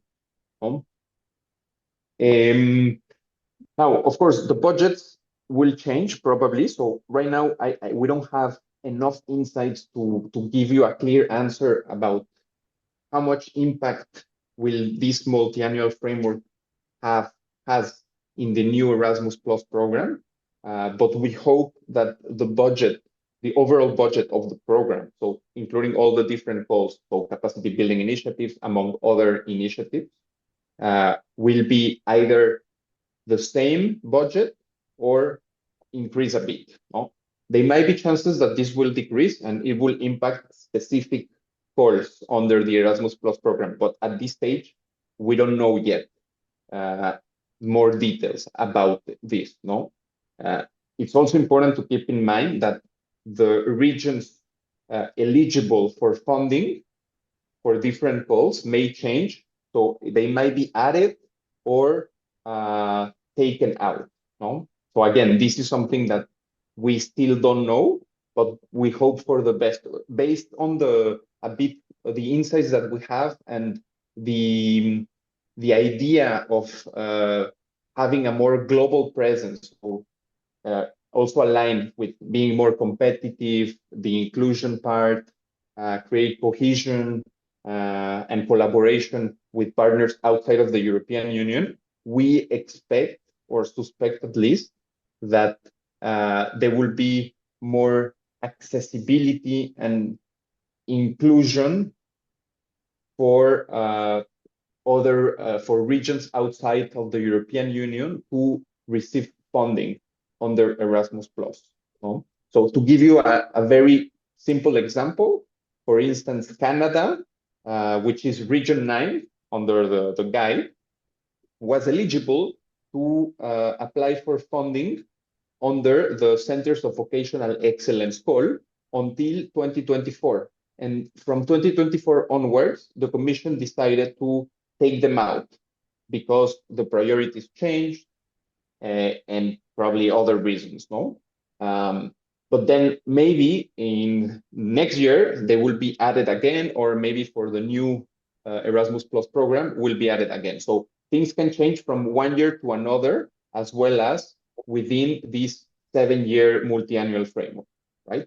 Of course, the impact of the 7-year multi-annual framework is higher than year-by-year changes on the program guide. So I stop here. Any questions, comments, Athena? No. If there are any questions from our friends from Sri Lanka,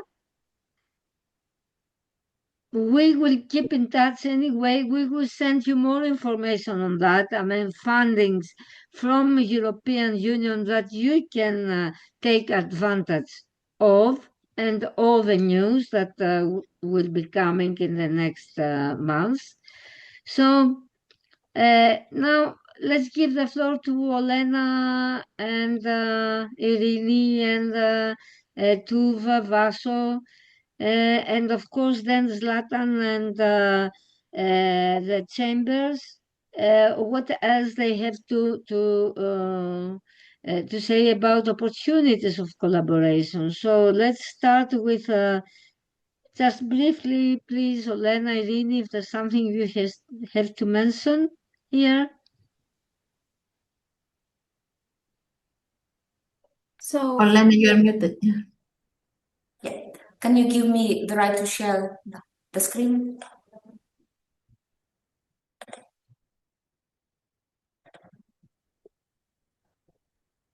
I will put some links on the chat for our colleagues in Sri Lanka so that they can access these different links, including one who basically register on the EU portal funding system so that you can access the different opportunities and start getting familiar with the portal itself, no? As well as the Erasmus Plus guide of this year. Thank you. Okay, it's difficult. I think something is changed in the configuration. Now I cannot share my presentation, but in any case, we can talk. And then I will share the presentation with our partners from Sri Lanka and also from the project.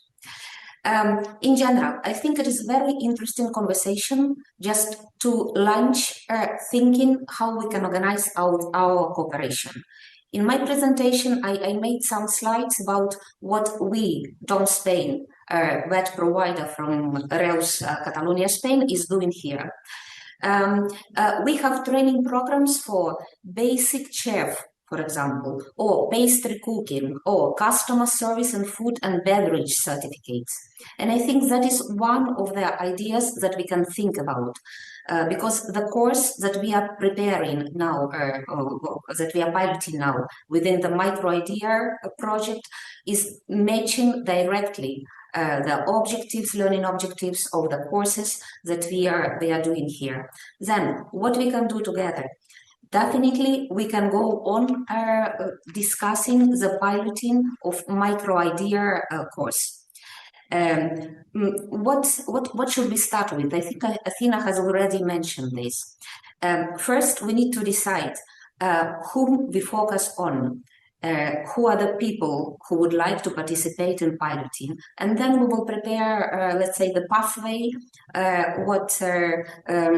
let's say, specific professional functions, what micro-credentials can they go through, and how to organize it.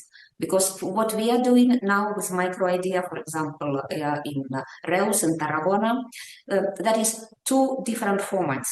It can be a presential in-person course, and then people come to our office and also to our restaurant, mock-up restaurant, and they are going through the course. Or we start with introductory section, explain to them how to use the platform, and then they self-paced, autonomously go through the course, and we meet them, let's say, for summarizing session, for preparing for the certification.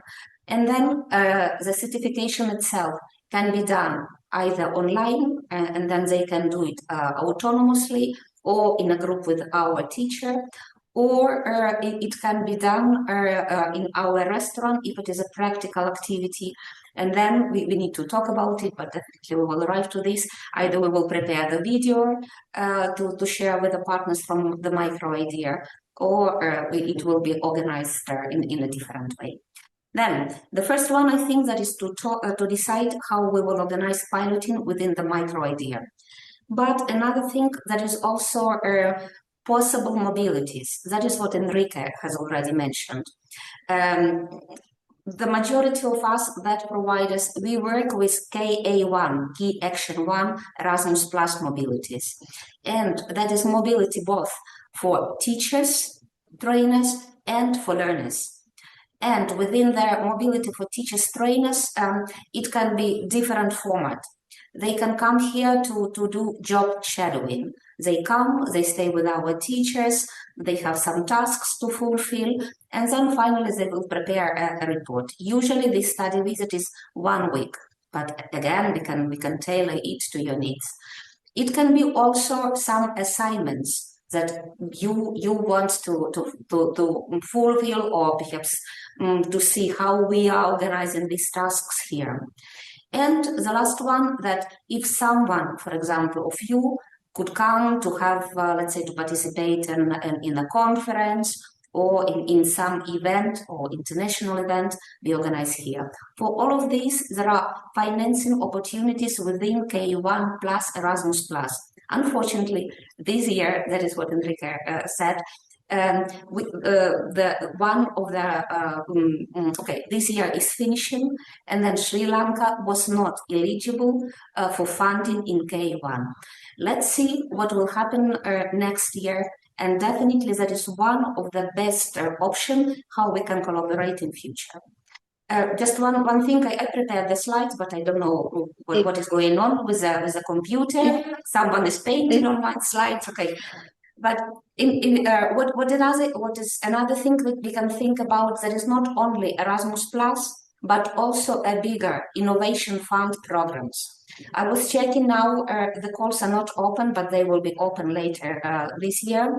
And the main idea that there are two priorities, and that is green recovery. And I think that Microidea has a lot with this priority of green recovery, and another one that is inclusive and peaceful society. Okay, we can talk about it later, but that is only just to start thinking about what we can do later together. Thank you very much. Finished. Okay, thank you, Elena. Before we go on the partners, can I ask from Zlatan because just to change a bit, we say, and give us your ideas, Zlatan, of. Zlatan was driving right now, so he had to disconnect 5 minutes ago. But I can say a few things if you want. Okay, so you can tell us, Yanis. Yes.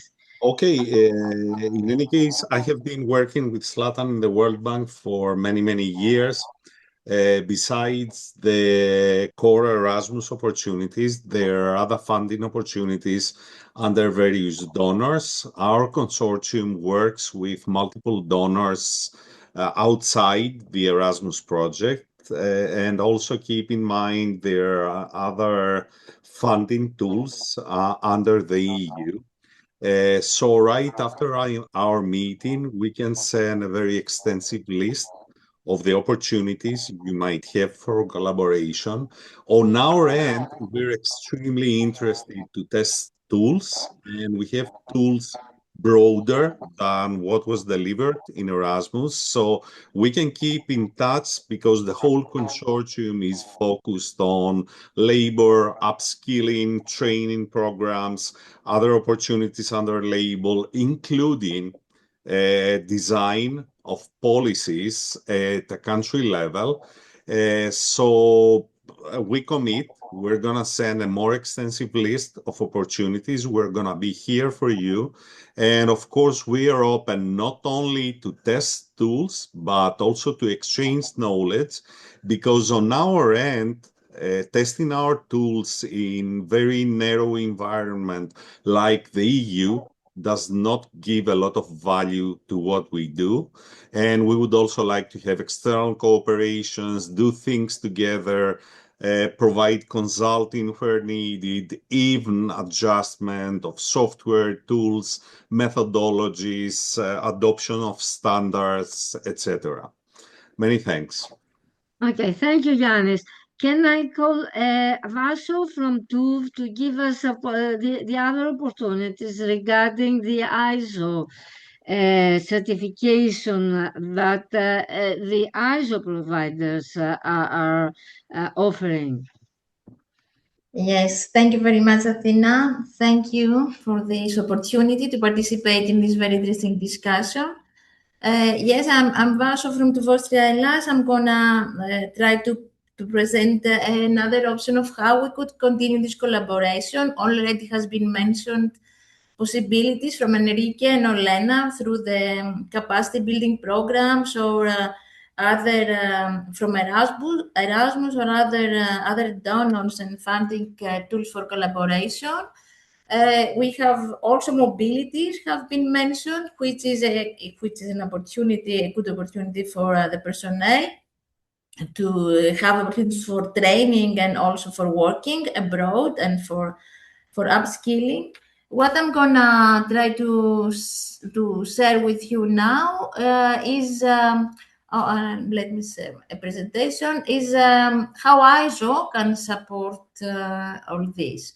Do you see my screen? My presentation? Yes. Yeah, it's moving. Yes. Yes. Okay. Yeah, perfect. But now I want just a moment. I can do it. Do you share? Okay. Okay. I'm gonna try to be brief, so this is not possible for the system. Anyhow, as I said, only 1 minute to introduce to Austria. Maria also mentioned some things about our organization. We are an international group. We operate in more than 45 countries, not yet in Sri Lanka, but maybe very soon. We have long experience in certification, which I'm going to talk to you about, quality assurance, training as well. We offer online and blended training courses. So we are dealing with skills development and also with compliance services in several sectors of the economy. We operate in a wider ecosystem within which we work extensively with public authorities as you are, vocational education providers, universities, industry, and international organization, all of them in areas related to workforce development, upskilling, reskilling, and complying with international labor market needs. One area where we believe there is a particularly strong potential for cooperation with Sri Lanka is the development of trusted internationally recognized skills frameworks for sectors not only connected to tourism, as a Microidea project was, which has been presented to you, and hospitality, but also to other sectors like technical professions or any other sector that is related and of interest for international workforce mobility. What we do through our accredited training and certification structures, including the ISO 17008 of 24 that has been presented before by my colleague Maria, that has to do with personnel certification schemes. What we do, we support the validation of professional competencies based on real occupational standards and also based on the real labor market requirements. Why this is particularly important today is because all countries are increasingly seeking transparent, quality assured, and also and mainly internationally trusted mechanisms for the skills recognitions and for the mobility of skills personnel. We know that in Sri Lanka, you have bilateral agreements with other countries and you provide mobility of skilled personnel to them. So we think that we would be, for us and to Australia, we would be very happy to explore potential areas of collaboration in this domain with your institutions. As I said, whether in tourism skills, or vocational education, or also in workforce certification, not only for the tourism and hospitality skills, but also for digital and green skills, quality assurance systems, or any other issues related to international cooperation that will support for everyone involved a safe and sustainable labor mobility. More specifically in tourism that we have been discussing before, some of the key priorities and challenges that are currently shaping the tourism sector in Sri Lanka include also tourism recovery, as mentioned, include rising international service quality expectations, the skill gaps and the digital transformation, which also lead and support the overseas employment pathways. Now, a key question behind all these priorities is how can these skills become visible, how can become trusted for the employers and internationally trusted and recognized and also understandable. Therefore, at TÜV Austria, we believe that the internationally recognized personnel certification schemes that we offer based on the ISO 17024 can indeed provide an important part of the solution. Such frameworks help validate competencies in a transparent and industry-oriented way. They are aligned with the labor market needs and international standards. Therefore, they can achieve strengthening workforce quality, employer trust, which is very important, and of course, the national mobility opportunities for not only tourism professionals, but for professionals in every sector.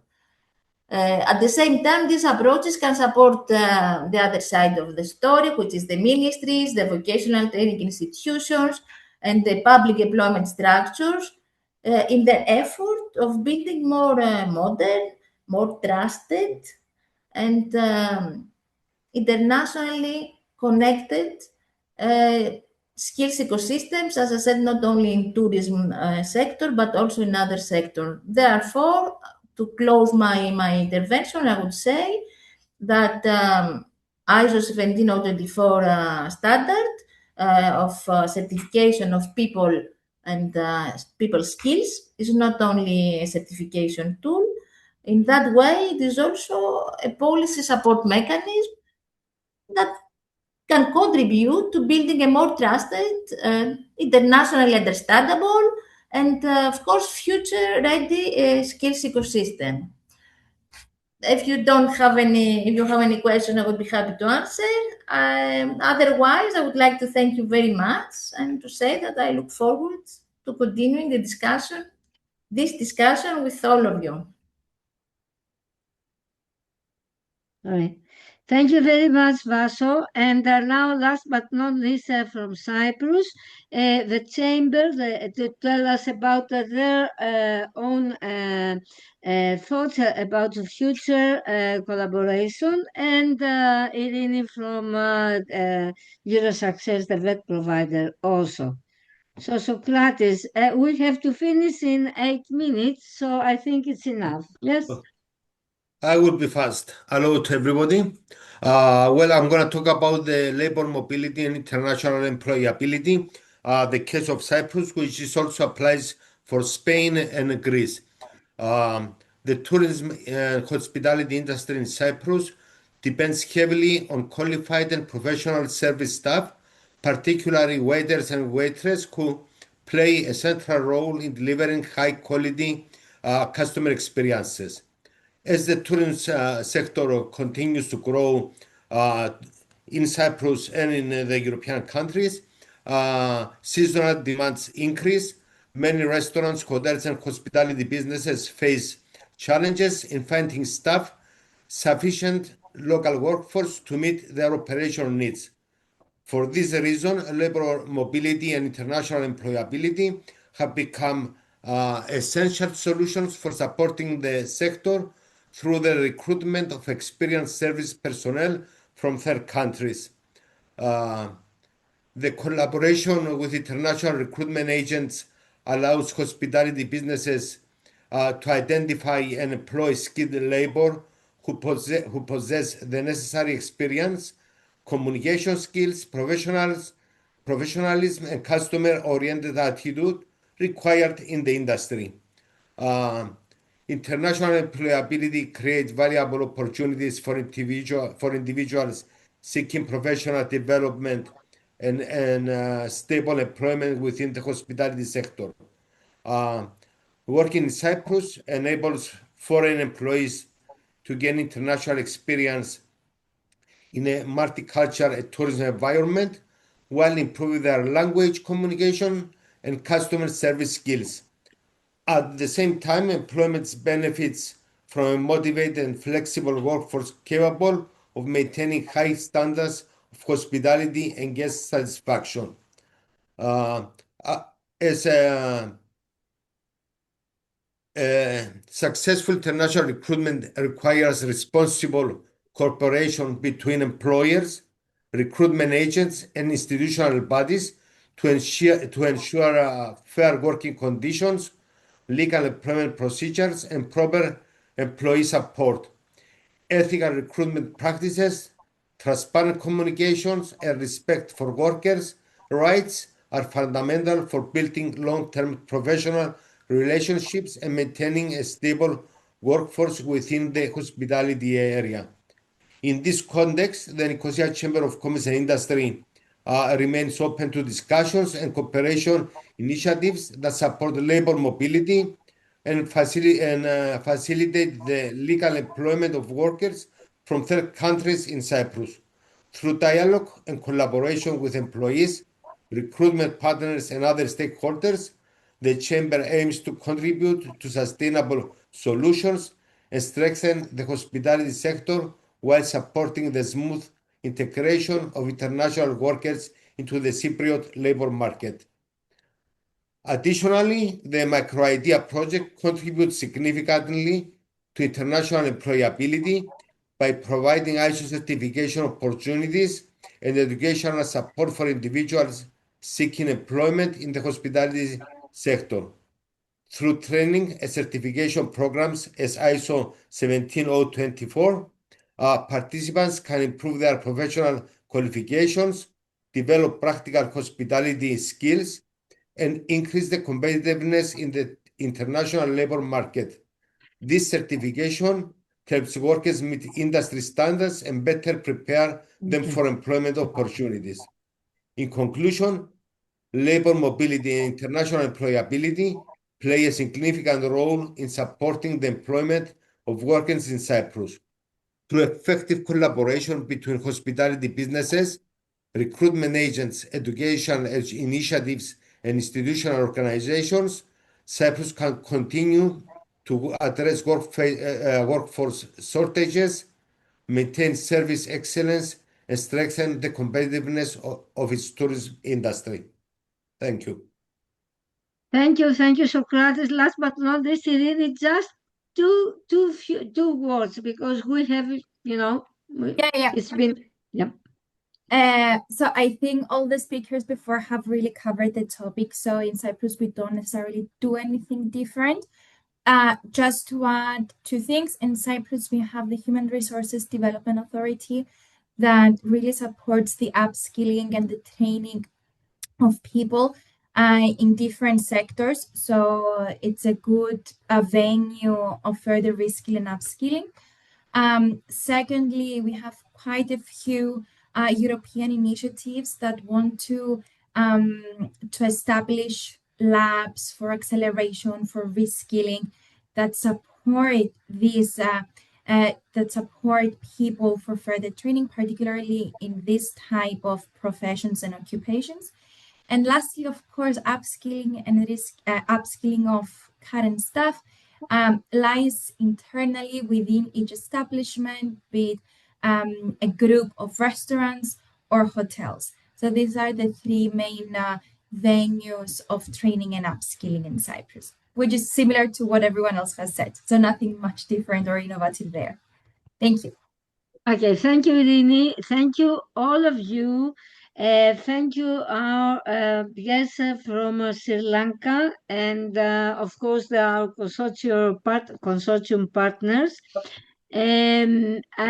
What we promise is that we will send you an email with all the information regarding this last part that is a kind of cooperation or future cooperation, because I know you were tired enough. It took 2 hours and a half. So we will send you a full report of what each one of the partners are introducing for cooperation in the future months and years.